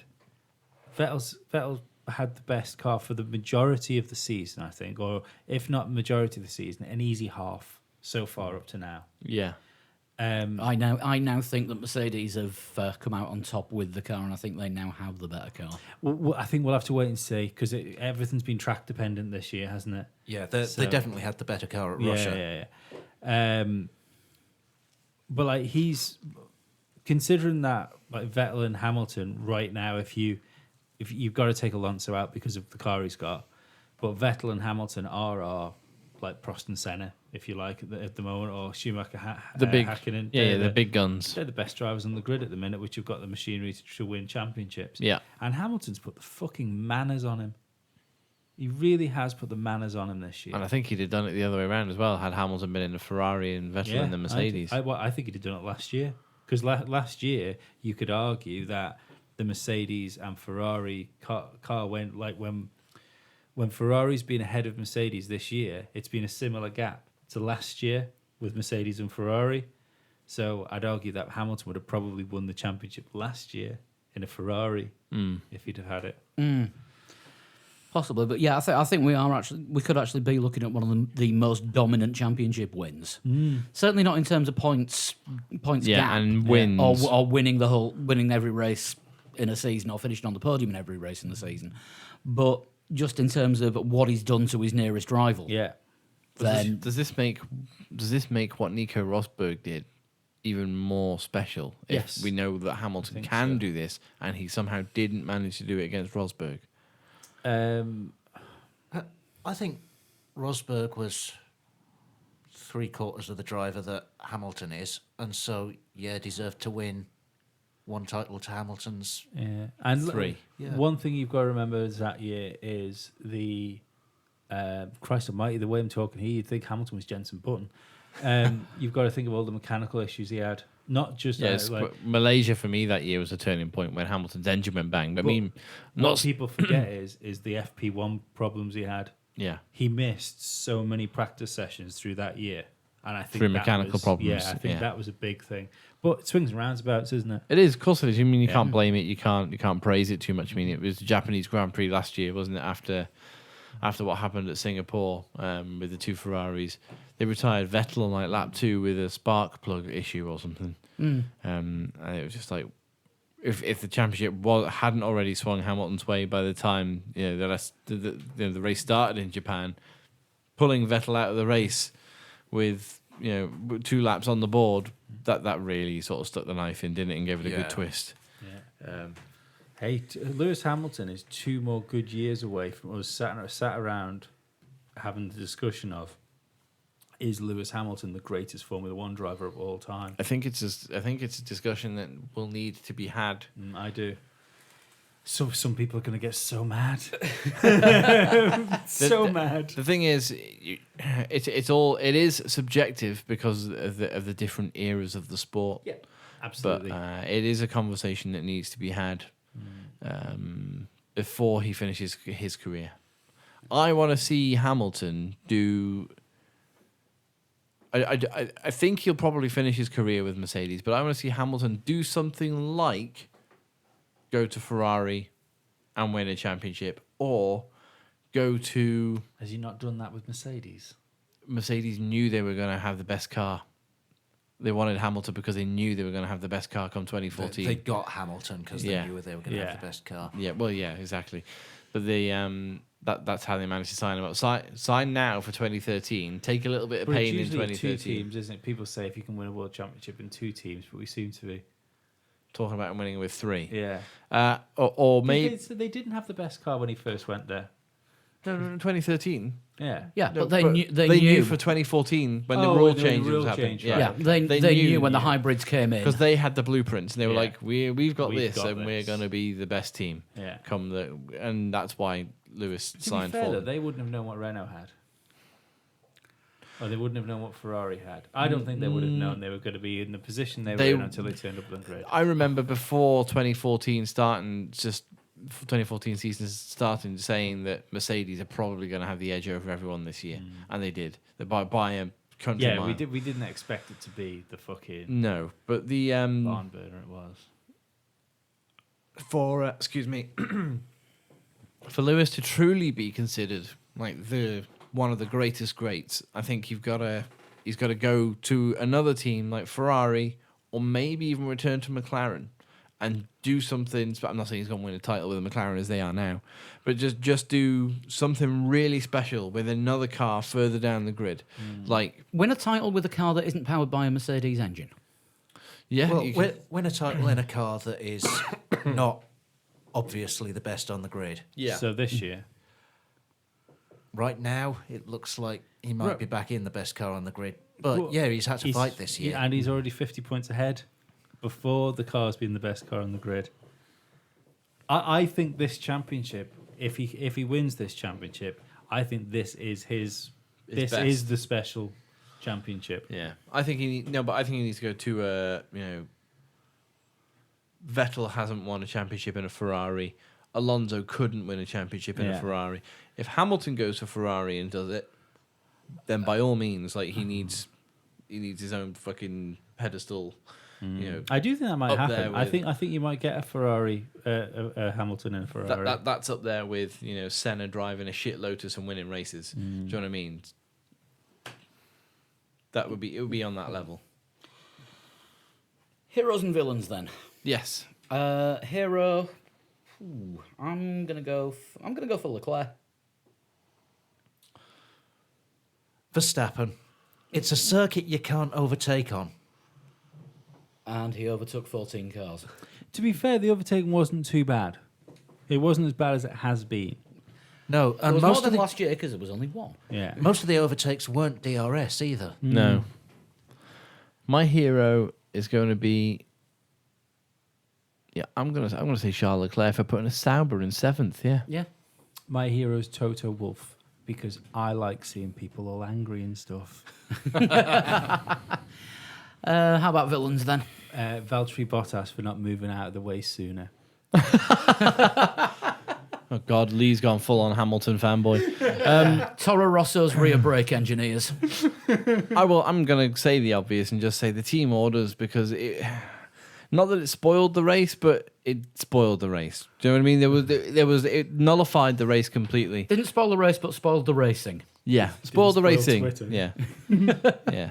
It was. Yeah, can we just say Twitter's the villain for the rest of the season? Always. internet comments of the villain? I'm going to say Vladimir Putin. He would make an excellent villain. When he was sat on that stand next to Bernie. I'm guessing Bernie's the promoter. I think he would have had to be because Do he's you know not what? allowed. I think it might just be friends. I don't know. Bernie was there in his old F1 logo shirt again. Oh, was he? Yeah, he's trolling Chase Carey something rotten because every time he turns up, he's got the old F1 logo on his shirt. Or has he just not been given any new shirts? Oh, I think he's been given them, but that bonfire that he had in his back garden. Right, our predictions. I was looking at Bernie and Vladimir there. All I could think of was like, I wonder how many men he's had killed. All you can think of was. I'd have liked Which to know- one? I'd have liked to know how many people Putin's had killed as well. I thought you were going to say you were looking at Putin and Bernie and you thought, man, Jules on Odd Job did not age well. I was going for something similar because all I could hear in my head was the Pinky and the Brain theme tune. What are we going to do today, Brain? Right, predictions. Bit of a special one this week, actually. Chris, Yes. Hamilton, Bottas, Vettel, our first 9-pointer of the season. I'll take that. It's downhill from there. Dan, Vettel, Raikkonen, Hamilton, 2 points. That prediction did not age well. Lee, Hamilton, Raikkonen, Bottas, 4 points. That's not bad. Me, Hamilton, Vettel, and Bottas, 5 points. And Sean, Hamilton, Bottas, Verstappen. I thought Sean had gone Bottas. No, it was I thought she went Bottas. that has altered the table a bit. Yeah. Me and Sean are in joint first with 49 points. Lee, you're in third with 47. Chris up to fourth with 46. Back in and the game. Dan, you may be bottom, but you are not that far off because you're on 44. Damn that Grosjean prediction. Lee, of course, would have been doing better if he hadn't have predicted Alonso, Sorokin, and Stroll when he was on holiday. Yeah. Race fixing. No. We're the team. We gave the orders. And we've also launched a prediction game on the... I have been robbed, haven't I? I've been robbed. I bet that would have been a 9-pointer, but I got it bang on. We'll never know. If Toro Rosso's brakes had worked, they could have finished third and fourth. This is true. But we've launched our own similar prediction game on the website now because we've had a lot of people asking if they can join in with our prediction league. So if you've got 3legs4wheels.com, click on where it says games on the menu and you'll see a link for the 2018 Grand Prix Prediction League. Same points that we do. 3 points if you get the driver in the right position in the top 3. 1 point if you get them in the wrong position in the top 3. But also, because the software made me do it, because there's no way to get out of it, you can you predict pole and who gets the fastest lap as well for extra points. Little bit of a sort of beta test run until the end of the season, and next year we'll try and get a prize sorted out for the overall season winner. Absolutely. Packet of Lovely. podcast biscuits. Probably. We've got a competition coming next week as well. Have we? Yeah, we've got something new with the Williams on it, Oh, nice. with Guy Martin as well. Oh, very nice. So we're going to be running that for something to do with the US Grand Prix Cool. when we do Sounds that. good. When we do that next week. Sounds good to me as well. Thanks to our friends at Extreme Art and Gadgets. Yeah, cheers. They've supplied us with more Williams stuff. Right, news. Oh yeah, just one other thing actually on prediction-y fantasy game things, because I got reminded by Jana just before we started recording tonight. We've still got the Grid Rival League Oh, God, on yeah. there. Oh shit, I haven't done that for ages. Yeah, I forgot this weekend as well and only had 3 drivers. Turns out Grid Rivals is balls. If you can manage to get onto their website, which is a bit of a difficulty sometime, and I think Jana reminded me because she said she wasn't doing too shit, Yeah. which is why she's reminded us to remind everybody Because else. you're the only one still doing it. So again, go to the website, threelegs4wheels.com, have a look in the games menu, and it should be there something like 5th or 6th one down, because Yeah. we've got a lot of games And going we on. do have a league in the official Formula One prediction thingamy-bob, don't we? Oh, God, there's that thing. There's as that well. one. There's that one as well that I keep forgetting about, and I've not actually checked my team. I'm all not going to season. lie. I'm not going to do any of them. I always do this with fantasy things. Start well, Start fade well. away. Yeah. Yeah, I'm exactly the same. It's too long over here. This is why the only fantasy one I actually do and regularly check up on is the fantasy NFL, because everything gets done on a Sunday night, and I watch the NFL games on a Sunday. Yeah. And it's like, oh yeah, check the fantasy, because they always remind you 15 minutes before the first game start. Don't forget to check your fantasy team. It's like, oh, good idea. Every year, Andy Klukas sets up one of those Super Brew Yeah. ones, and every year I do Australia. Should we move on to some news? Go on, then. Yeah, we were talking about the quali thing before. You want to do that first? Well, the first thing you've written down, and I think Lee wants to talk about this more than anything else, is the 2019 F1 hair situation. Yeah. Has improved massively with Antonio Giovinazzi joining Sauber. Yes. Has. I mean, you're Did not losing mention much it, with didn't we, it. before a little bit. You're not losing much with Ericsson because That's more function over form. Yeah. Did anyone account? I think I retweeted it. The Renault picture of Renault. Oh yeah. Jesus Christ. Renault. Yeah. Had Hulkenberg and Carlos Sainz on, and I reckon that might have took the hair game in Formula One to another level. It's Yeah. quite stunning. See, this is the thing. So, hair game teams are going to be quite strong, aren't they, for next year? You've got, well, we don't know who's going to join Danny Kvyat at Toro Rosso yet, do we? But Kvyat hair's never Kvyat been. has never been there. No. If they want to be in the hair league, they need to keep Hartley on. Stroll and Perez at Force India or yet to be confirmed. That's the very similar hair. It's like who's got the thickest, blackest hair? I don't really consider that a good hair game either, to be perfectly honest. Perez has got a pretty good hair game. It's not amazing. It's not Carlos Sainz hair No. game. But then you look at McLaren's hair game, Lando and Carlos. You think Lando needs to step it up a little bit. Lando needs to sort it out. I think there's potential there. I think can you fit a high top into a helmet? Maybe it's all a bit curly, isn't it? It is a It's bit. a bit curly. Yeah. But they've got Carlos. Carlos can he can have the hair game on his shoulders for that team for the Yeah. whole year. I think balance is going to be restored to the universe. Robert Kubica will be driving a Williams. That is no hair game. That's the Gerhard Berger levels of hair That's game. low downforce aerodynamic skull. Yes. Do you think if hair game's got a yin yang symbol, you'd have Carlos Sainz and Nicky Lauda? Maybe. Who is the hairiest Formula One driver of all time? I tell you what, I bet Pastor was pretty hairy.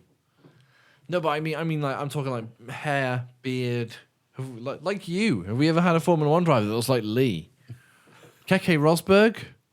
He had a big Rosberg. mustache. Yeah, he had the big porn star tash. Yeah, and long hair, longish hair. Oh, you got Fittipaldi with the Lemmy look sideburns. Yeah. Fittipaldi had massive sideburns, didn't he? Yeah. James Hunt had Jackie a lot of Stewart head hair. had Oh. mutton chops. Yeah, Claire Regazzoni. Yeah. He had the sort of mutton chop and tash And- going yeah, on. yeah. We're talking serious levels of Ron Jeremy here. Yeah. Did anybody have in like back in the day the Sideburn Tash combo? You know, like the handlebars, but then going Somebody up into the must have done, especially at that time. They are called friendly mutton chops. friendly The mutton Jeff chops. from Biker Grove. The Jeff from Biker Grove, absolutely. That's the best way of saying it. UK listeners know exactly what we're talking about. The rest of the world, We'll just say Lemmy. yeah. I'm sat here wearing Yeah, a Motorhead little bit like t-shirt. Lemmy, yeah. As much as I love this, have we got any news to talk about? Giovinazzi is signed for Sauber. Yeah, Sauber have He announced. has good hair. Yep, so Giovinazzi is taking the Ferrari option seat in Sauber. Again, it just looks more and more like Kimi. Kimi's move was down to Kimi. Yeah, I mean, is it? I feel sorry for Ericsson, but it's probably the right move. I don't know if I feel sorry for Ericsson. In context of the conversation we were having before. 7 years in Formula 1, hasn't he? Yeah, something like that, yeah. That's crazy. Yeah, he's the only driver to have gone from Caterham to another team in Formula One as a permanent drive. Wow. Every driver who went through Caterham and out of Formula One. Every driver. The only one who didn't was Marcus Ericsson. Kovalainen's fingernails are still in the garage door. Well, Kovalainen did have one race or two races with Lotus when Raikkonen decided he he did as needed well. back Yeah, surgery. Yeah. But And aside they from couldn't that, be bothered changing the flag. yeah. Oh, I don't want to repaint that flag. Anybody know any Finnish drivers that are available? No. we got anyone English? No. Kovalainen. Yeah. Worked for McLaren. Oh, no, it didn't. He won a race. He did win a race. Yeah. Yeah, let's be honest. He won a race when his teammate was winning loads, though. He won a race in a season where Lewis won 6. Well, Lewis won 5 races and Felipe Massa won 6. So that's 11 races cancelled out. So that's like another that back then was another 6 races, 7 races maybe, 18 race season. And Kimi Raikkonen was still in the other Ferrari. Yeah. Kovalainen did all right. Let's be honest. Yeah. That would, to be fair, that's what hammered home the season Bottas is having to me this weekend when I was listening to the BBC's podcast. When is it Jack Nicholls? It's Jack Nicholls, isn't it? He turned around and said, "You've got to judge his season by the fact of the car he's got, and he still hasn't won a race." And I hadn't thought about it until then. You know, I know he said he should have won Baku, but he should have won a race in that car. He should have won this weekend's race. Maybe he should have been able to fight for it. That's the thing. I still think, if everything being equal, He had that race won until Mercedes asked him to pull over. I think if Lewis knew that he then had to race Bottas to win, I think Lewis would have got past him. Maybe, we'll never know. I think Bottas had it sewn up until the call came in. It would be good to see the pair of them in a fair fight. Mm-hmm. But Well, there's been I mean, let's Well, they're on let's the not be same- stupid. We've had the opportunity to see this like throughout the whole year, but Bottas has just not been quick enough to have a fair fight. yeah. So Anyway, new qualifying proposal. Is it as terrible as the one from the beginning of 2017? No. one shot qualifying, but you have to do it in reverse. No. 4 sessions. Ooh, With four, Q1, Q2, Q3, and Q4. with 4 cars going out at the end of 1, 2, and 3, and an 8-car shootout for pole. That means there will be 2 cars that get into the top 10 that still get a free choice of tyres. Right. But shorter sessions. So you're Of- guaranteed. The whole thing's still wrapped up in an hour. So it's like 5-minute sessions. No, I think they'd knock the session times down by about 2 minutes each. that seems strange because I think you're going to struggle to get, depending on the circuit, like Spa, for instance. You're going to struggle to get enough runs in. You'd have thought, or it's. If I don't hate the idea of having 4 sessions, when you see certain circuits where traffic's really bad, I don't hate the idea of having less cars on the track. Can I have a show of hands? Who doesn't watch Q1 sometimes until like the last minute? Yeah. Yeah. Well, I can't say anything because I do the live blog every race. Yeah. Now, might this be a problem if they're cutting the session time down and potentially talking about increasing the number of cars on the track. For Q1 especially. Q1's going to be. It could be luck of the draw. Yeah. If no one can get the space they want to have a decent run. I like I've the got a idea of better idea. four sessions, but That- just have it an hour and 10 minutes. I've got a better idea. Have They're also- 2 sessions. They're also talking about having a shorter gap between sessions. Am I the only person that thinks a 1 hour session where you got 12 laps is still the best qualifying format we've had? I know it was boring when you used to get like half an hour, 20 minutes of no cars on track. Well, that was the thing. It was, I think the last season they had it was 99, Something like that. and Hungary. Nobody went out for half an hour. Yeah. But, you have races where it's raining and we're sat around watching nothing for an hour. Yeah. People- I've got a better idea than 4 sessions. 2 sessions. A 20-minute session. 1 20-minute session. And the top 10 go through to a top 10 shootout. That's it.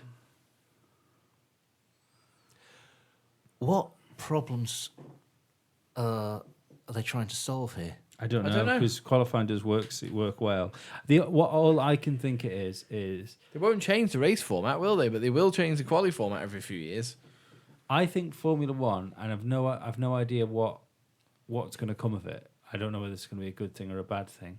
I think in 5 years' time, there seems to be a mission of intent to make Formula One something completely different, very in a short space of time. And it this could just be a derunning almost. It's right. It's our ball now, so we're going to paint it the color we want to paint it. Deburnification. Yeah. Yeah. I don't hate the idea of 4 sessions. I mean, if it wasn't for all the cost cutting, I think the best idea would be some sort of fucking Super Bowl type idea where there's no limit on laps, no limit on tires. It's an hour, get on the circuit and start doing laps. Or an hour session, like an open hour Open session. hour, yeah. And then after 40 minutes, a certain number of cars have to pull off. Much like the ill-fated session that they tried. Yeah. But after 40 minutes, these Leave the cars last are out. Leave the last 20 minutes for the top 10. Yeah. Or what my preferred idea would be, the last half an hour of FP3 is a qualifying session, and that sorts Pre-quali. that sorts the grid out for Saturday's sprint race. Which then sorts the grid out for the race. Yeah, Yeah, that'd work. if they Yeah, want to make it exciting. I don't think they should be messing around with the quali format unless there's some actual problems to solve. I don't know that there's a problem And- to solve. I think having qualifying sessions where you have a bunch of cars not taking part Yeah, because of the that's a engine problem. penalties, that's a problem that needs fixing. But that's not going to be fixed by playing with the quali format. I agree. I mean, realistically as well. I mean, I agree with Chris. Like FP1 is, you're just waiting to get rid of the people that can't get through. And to be perfectly honest, sometimes FP2's like that. Q2's like that. Yeah. It's realistically you're only really waiting to see who's going to get pole. That's what you watch qualifying for, to Yeah. find out who's going to be on the front row for maybe the first 2 rows. Yeah, because Q1, guys go out and Mercedes, Ferrari. Who's going to be exiting along with the Williams? Yeah, Ferrari, Red Bull, Mercedes. They all do a pretty quick lap. That's it. That's good enough. They're in. And then it's a fight between the rest of them to see who's going to go out in Q1. You're pretty sure who's going to go out in Q1. It's going to be McLaren, Williams, and one other. Well, this quality was pretty boring, wasn't it, for Russia? But we shouldn't forget that the 2 qualifying sessions, at least 2, or maybe it was more, I can't remember. But like the last 2 are 2 of the fucking best qualifying sessions I can remember for ages. It was really worth watching them. Yeah. But I don't know. I hope they'll do a little bit more thinking into this rather than go completely knee-jerk like they did with the elimination quali. yeah, I mean, see, the thing is, I still like the elimination quali. I think they should have just kept with it for the season and saw how it developed. I think there was potential in that format. Yeah, it was just executed really badly. Yeah. Well, they didn't have the graphics ready for on screen. It was Yeah. no one knew It what was a going on. last minute idea that Yeah. they put in and hadn't thought through, and there were problems with it. But Yeah. I did think it was exciting watching the cars getting knocked out in Yeah. that way. But the thing was, it did give drivers less time to actually get the laps in, because if you were on a hot lap and you were at the bottom and the time ran out, under any other qualifying situation, you'd have been able to finish the lap. That was the issue. Yeah, I mean, I don't know whether there's. And again, someone- that was causing more cars to be on track at the same time in the same place. yeah, Half of them were eliminated, but weren't sure whether they were eliminated, and then they all came into the pits. Yeah, it was like, you're out, but I'm faster. yeah. Doesn't matter. well, then the way to do it would be to have a timed race, not laps, a timed race where you get to a certain point, and then after every 2 laps, the last car is eliminated. Yeah. And then you can do strategy things like, if you don't think you're going to qualify in pole, you can put Yeah. less fuel in, which might get you further up the qualifying order Yeah. and mix things around a bit. I also think if they're going to move, if they're going to mix anything around, I don't think it would hurt Formula One either. Like, GP2 is this is probably the best thing. What British side or European side that I think Sky's done is got more eyes on GP2. You know, it's a genuinely talked about Yeah. thing now, and not only is it talked about as far as the sport goes, inside of Formula One there is more talk of GP2 drivers now, which is good. I don't think parity between the two sports as far as the rules go would be a bad thing. No, I think you're right, because, I mean, what F2 is there for is it's the step on the ladder below Yeah. F1. It's as close as you can get to racing an F1 car. So why not do it all to the same sporting regulations? What you call it? MotoGP do it. Yeah, You know, the rules are the same in Moto3, aren't they? Moto2 to MotoGP, yeah. I think.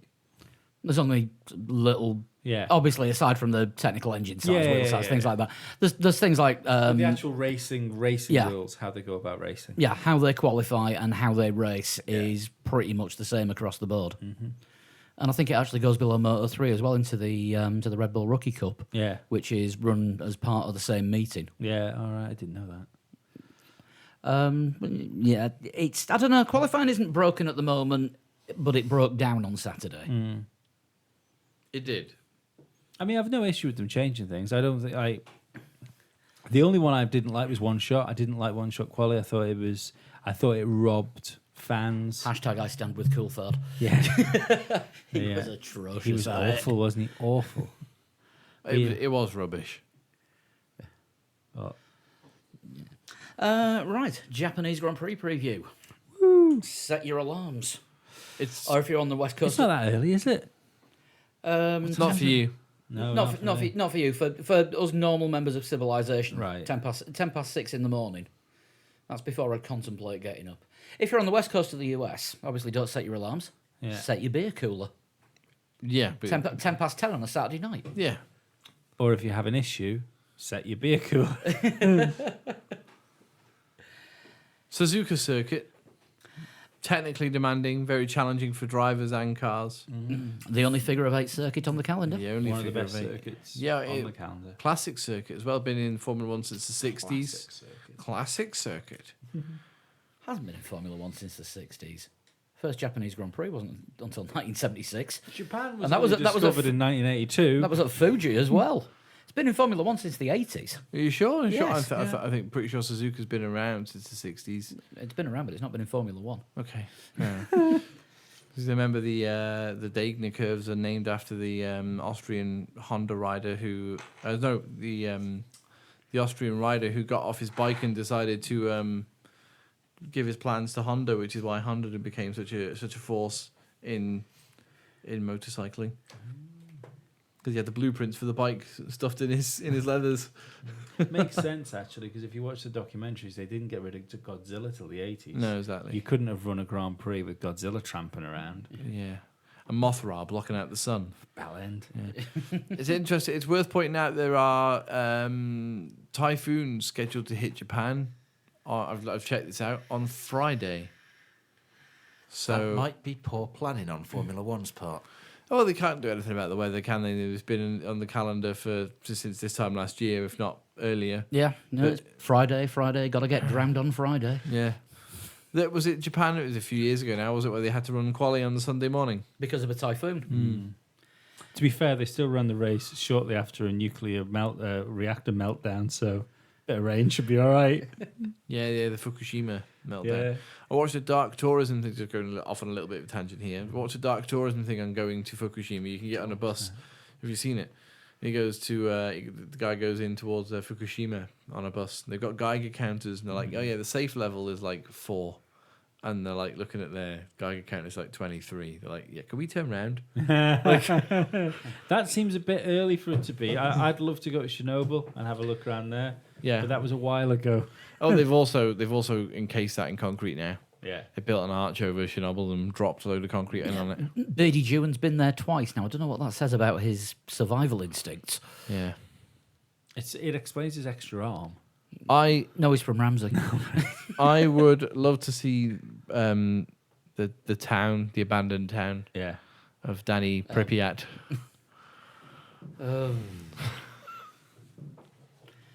It's better than most of your jokes. Anyway, moving swiftly on. First Japanese Grand Prix at Suzuka was 1987. There you go. There Not were since the 60s. Yeah. there were Formula 2 races in Formula Junior and Formula Libre going back to the 1960s. Formula Libre? Yeah. Was that when I was Spanish? Yes. Formula Libre. They've made Used to have 5-litre engines and everything. yeah, there were motorcycles racing at the circuit going back to the 60s. I must be getting massively confused. Yeah. But anyway, massively technical circuit, lots of S-bends. Really hard to know how to set your car up for it because of how different each sector is. I mean, you basically you've got 2 fairly long straights, a couple of fast curves, S-bends, hairpins, a very tricky section. It's got everything. Yeah, An uphill bit, a downhill bit, yeah. a bridge. I mean, S-bends on an uphill section. Yeah, the Dunlop curve. Yeah. Yeah. So Red Bull think they're going to be okay at it. I think they will be too. I seem to remember Red Bull did all right last year when they were at the at Suzuka. I actually think Red Bull are in with a pretty good shout of doing well at Suzuka. They changed their engines in Russia. I don't think we're expecting too much from Sochi, but I think they've done that much like Toro Rosso to push themselves a little bit further up at Suzuka. Even though we were already talking about them needing another engine in the pool for Mexico. I think they see Suzuka as a good opportunity to maybe not win, but get a podium definitely. Have a bit of a respectable finish. Yeah. Yeah, it's gonna be a tough one to call. Obviously, you can't. I don't think you can look beyond Mercedes and Ferrari for the win. It's going to come from one of those 2 teams. I can't see a Red Bull win happening. Unless it's wet. If it's wet, then all bets are off. Yeah. I wouldn't be so surprised. I think Red Bull are going to be right at the sharp end for it Yeah. because they were close.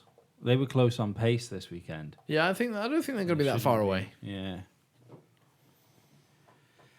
So I think we need to do some predictions. Yep. I have Sean's here. She's going for a Vettel win, Hamilton second, and Raikkonen third. Vettel, Hamilton, Raikkonen. Okay, so what she's saying, a broken Bottas then after the team radio. Quite possibly. Team radio gate. Everything has to be gate, doesn't it? I'll go with. I think it's difficult to look past in any condition a Hamilton win at the moment, isn't it? Just the form that he's on. It will stop at some point, but whether that's going to stop this weekend or not. I'll go Hamilton win. I'll go Verstappen second. And Vettel third. Okay.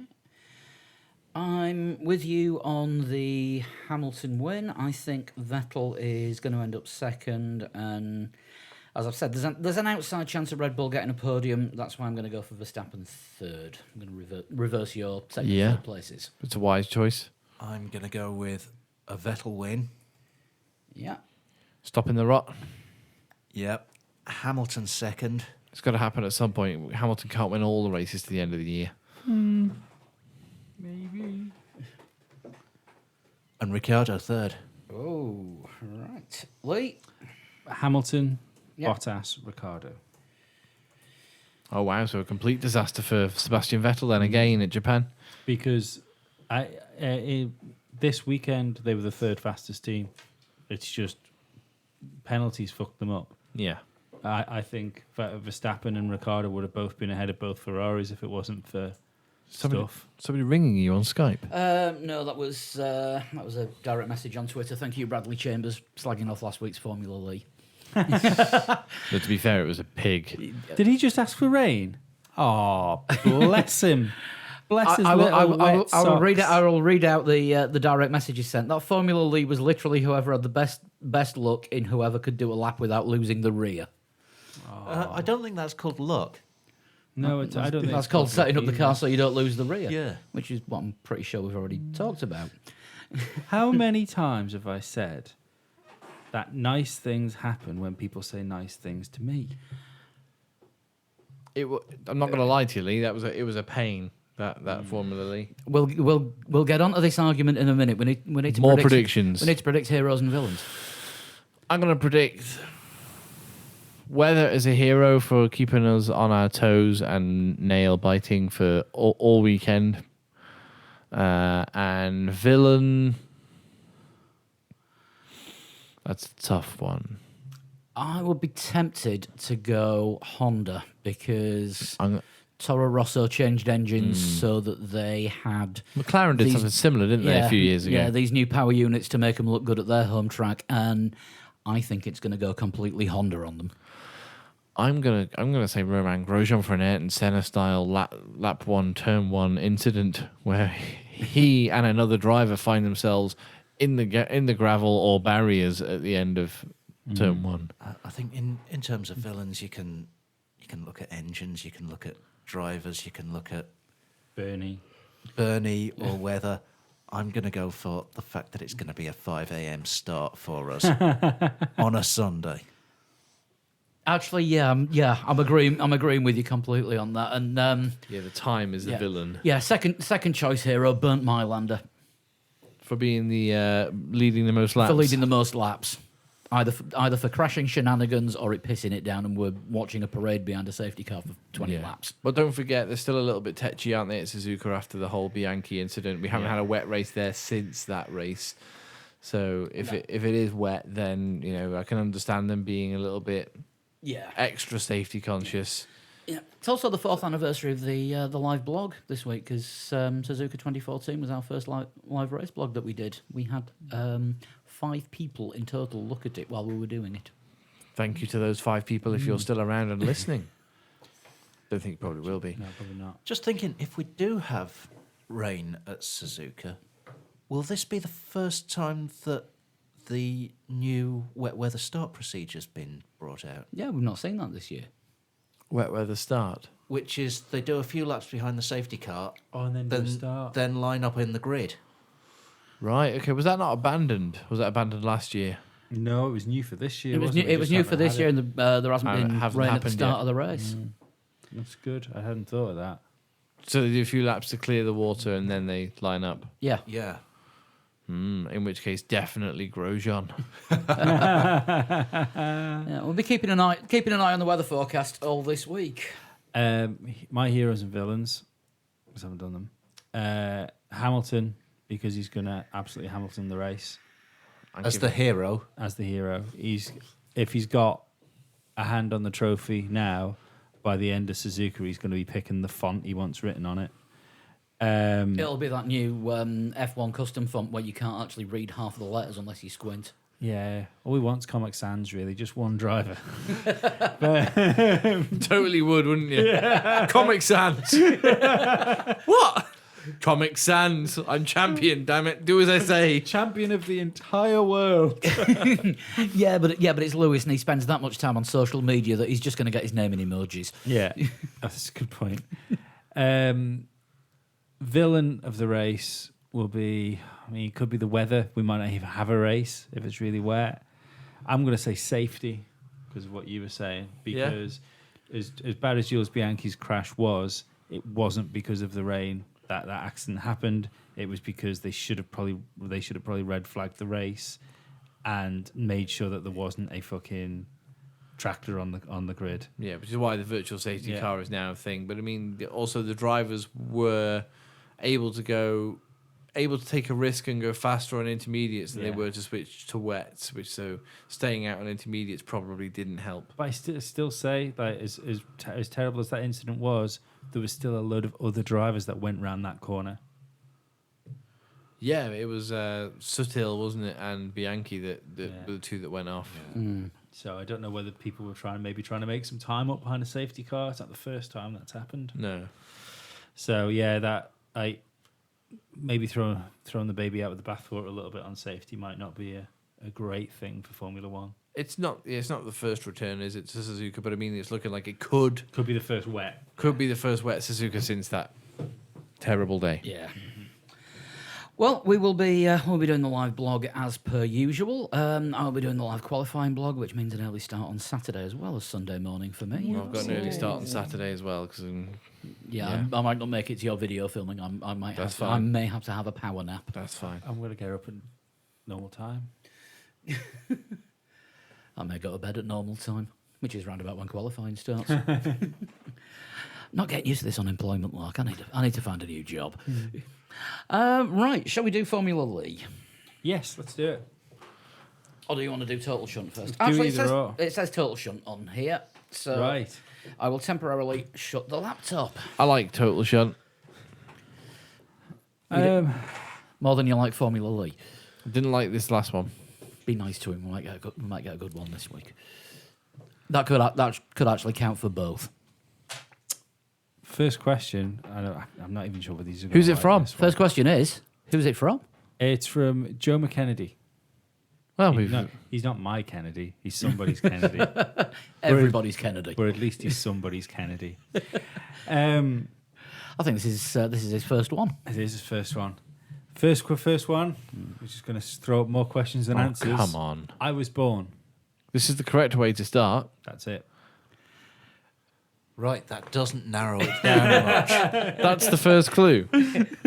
There's entering into the spirit of things, and there's entering into the spirit of things. God damn it, Joe. Okay, so I think we're looking for a person, not a thing. I am at every Grand Prix, but often not seen during the race. Charlie Whiting. No, you usually see him in the start box most times. I'm an important part of every driver's appearance. So not a person. I'd like a guess. Hair product. Oh, every driver. Sorry, I forgot Kubica. Racing Race boots. suit. Yeah. Yeah. Helmet. Knee pads, because you don't often see the knee pads because they take them out as soon as they get out of the car, and they're usually hidden under the. Do you remember Rosberg used to wear his on the side because it was the side of his knee that used to hit the side of the car rather than Yeah. the top. Together. Yeah. That was a cool thought thing, that as well. Was Wasn't it? Yeah. Side of the knee pad. I have been involved in 981 Grand Prix wins. No, it's not Pirelli. Hang on. Then. Wait, we're on about 980 something races now, aren't we? The 1,000th race will be China next year. Yeah. So we're about 990 races at the moment. Cars. An important part of every driver's appearance that's not always seen, did you say? Sounds like a riddle, doesn't it? My first is in Haddock, but not in Antelope. Oh, you didn't give me a guess, did you? I think we went for knee pads in the end. Oh, right, okay, sorry. Balaclavas. Maybe not. I don't think they wore balaclavas back then, but it's, Can you just do a recap of the questions? No. Oh, please. Because I was born. I've been in every Grand Prix, but I'm not seen. I'm an important part of a driver's appearance. I've been involved in 981 Grand Prix wins, and that's us. wheels. Oh, did I give you 5? 5 so far. Yeah. What was 5? Wheels are seen. You ready? Yeah. I have little to no role in the outcome of a race. Marcus Ericsson. Pedals. They kind of do determine the outcome. Depends which one you press. I would argue that the peddler is the one that determines the outcomes, not the pedals. The accelerator pedal. The accelerator pedal and a brake pedal will have been involved in every Formula One win. As would a seat.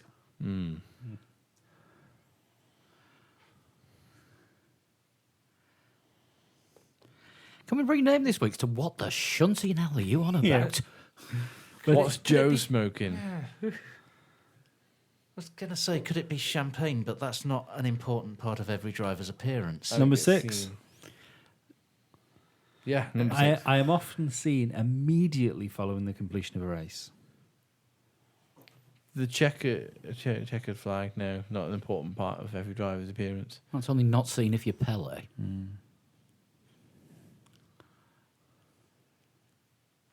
Oh, God. This is cryptic. Seen at the end of the race. Was it often not seen or not always seen? Was it often not seen or not always seen? What, during a race? Yeah, Often not seen. often not seen Steering wheel? I think it was rarely seen that way it was worded. or rarely seen. They're the same thing, just different words down. Yeah. Well, words can be important. I have never been left off the podium. That's number 7. It's the Everything winning that, cap. everything that isn't Nico Hulkenberg. It's the caps that they wear at the end of the race. Is that a guess? 'Cause I think I need one. I'm with Flood Yeah. on that for now. Yeah. Yeah, Important part of drivers' appearances, caps. yeah, I'm usually seen immediately after the race. Get your cap on quick. yeah. 981 race wins, and there might have been a few race wins where somebody didn't wear a cap. Like when they wore Stetsons in Austin and fur hats in Russia. Maybe, yeah. Clue number 8. Yeah. Yes. I'm great to some drivers and terrible to others. Oh, fuck knows. Toto Wolff. The Red Bull driver program. Rob Smedley. Michael Schumacher.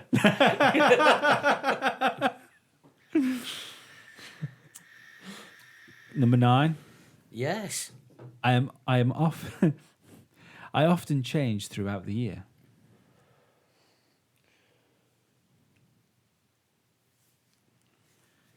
Weather. Yeah. And number 10, and your last question, clue, whatever it is. Although being connected with Formula One, I am in all forms of motorsport.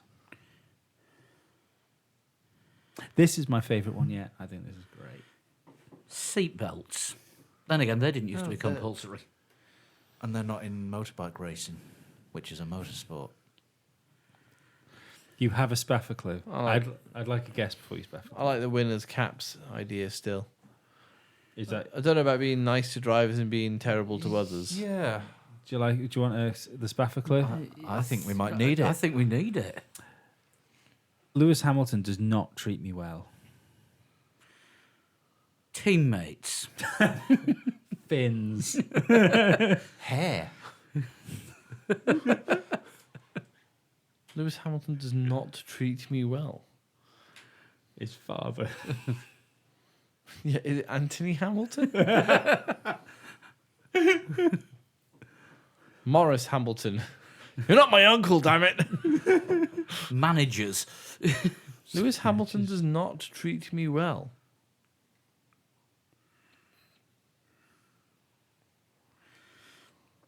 Remember Hatgate? That was Nico.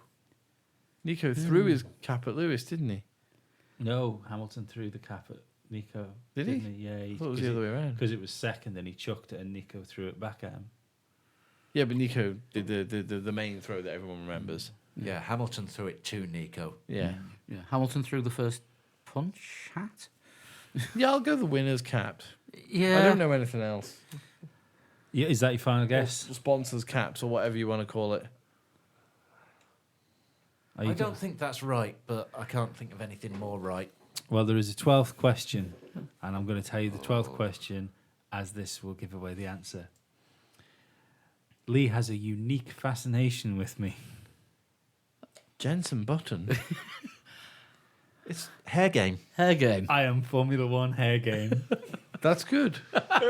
Dan nearly got it as well. So hang on. So 981 races have had. So that means that some races have been won by people with no hair. I'm thinking he might have read somewhere that there's been that many races. I don't know how many races there's been. Remember as well that Lee occasionally picks ones from years ago. That is a massive point. That is a massive point. And remember that Lauda won races after his crash in 1976. He still had hair.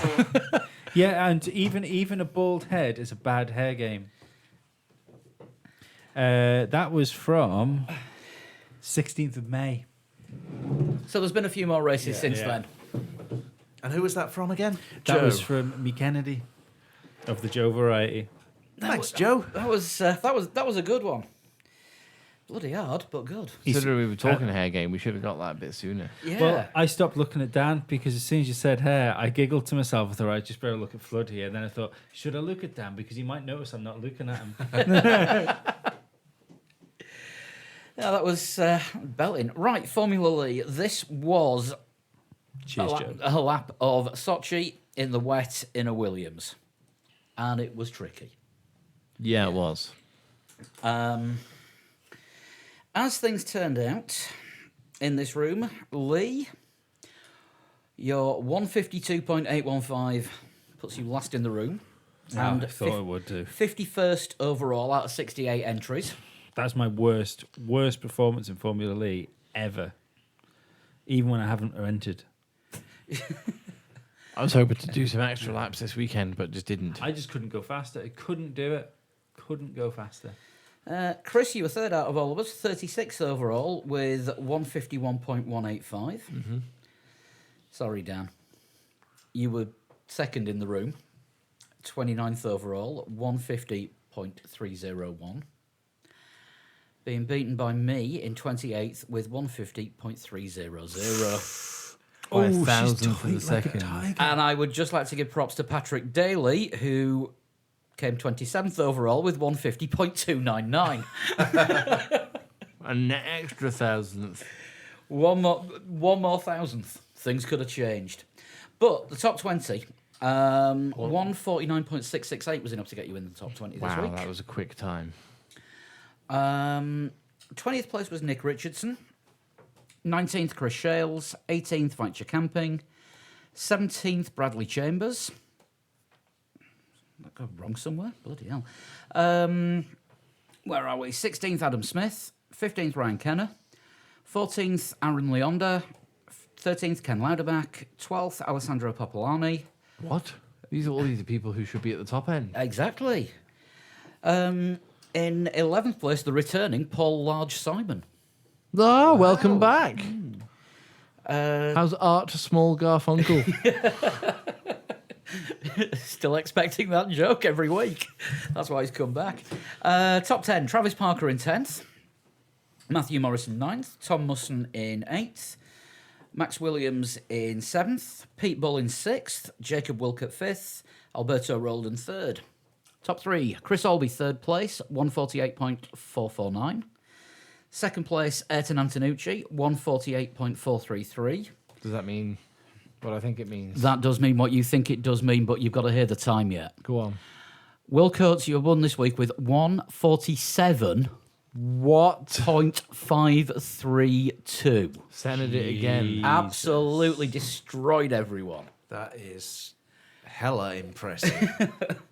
Nearly a second faster than anyone else. That's mental.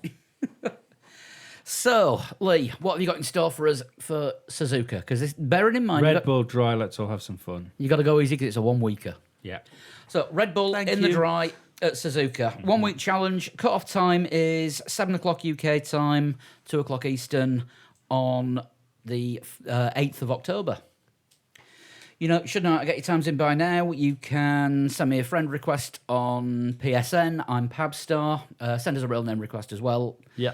I'll be able to pick your time up off the Friends leaderboard. You can tweet it in a direct message at 3legs4wheels. You can go to facebook.com/3legs4wheels and send it in a message there, or you can email it to 3legs4wheels@gmail.com. If you want to get in touch in general, there's those ways of doing it, or you can tweet us directly at Dan Dankleton. At a total shunt. At Flood21. and at Pablo100. Just get the usual plug-in for the extra Patreon show that we do every week, courtesy of all the kind people who donate money to us to keep paying for things like software, hosting, microphones, cables, gaffer tape. Microphones like that one that Lee nearly dropped, so you might have heard on the audio about a minute ago. No, he was that chuffed with getting us completely out of it on a total shunt. That was a literal mic drop.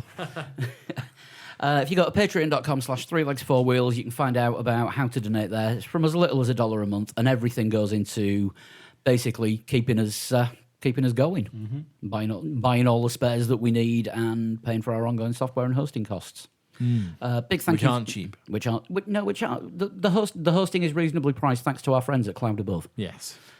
who we could not do what we do without them, providing great web hosting. Absolutely. Thank you, guys. That's basically it for this week, I would have thought. I think so. I'll nail a quick. Forza Horizon is out tomorrow on Xbox One. So if you're thinking about buying that, I'm pretty sure there's going to be a real deep conversation about what that is on this week's Start Continue, which is my video game podcast. So Are you Lead Drummer 100 on Xbox? I am Lead Drum 100 on Xbox. So add me on that. But yeah, if you want to know what's going on with Forza Horizon, listen to me and Glenn at Start Continue. It should be out next Sunday. I'd do that, but I don't own an Xbox, and I can't afford one at the moment. And if I was to buy one, I'd buy one just for Forza. It's great. Never played a Forza game, 'cause I've never owned an Xbox. For Forza Motorsport, the Horizon one I'm a bit funny with because I'm not a massive arcade racer guy, but Forza Motorsport is the best racing game on console. It's great. I'll have to give it a try one of these days. Right, join us for the live blog on Saturday for qualifying and Sunday for the race, and we'll be back this time next week. And there might have been a jump cut if news breaks on Tuesday morning, and if not, we actually managed to get the show out in one go. Will we have a pendulum swing again at Suzuka? We will find out. We will. See you next week. Bye. Bye. Peace out, homies.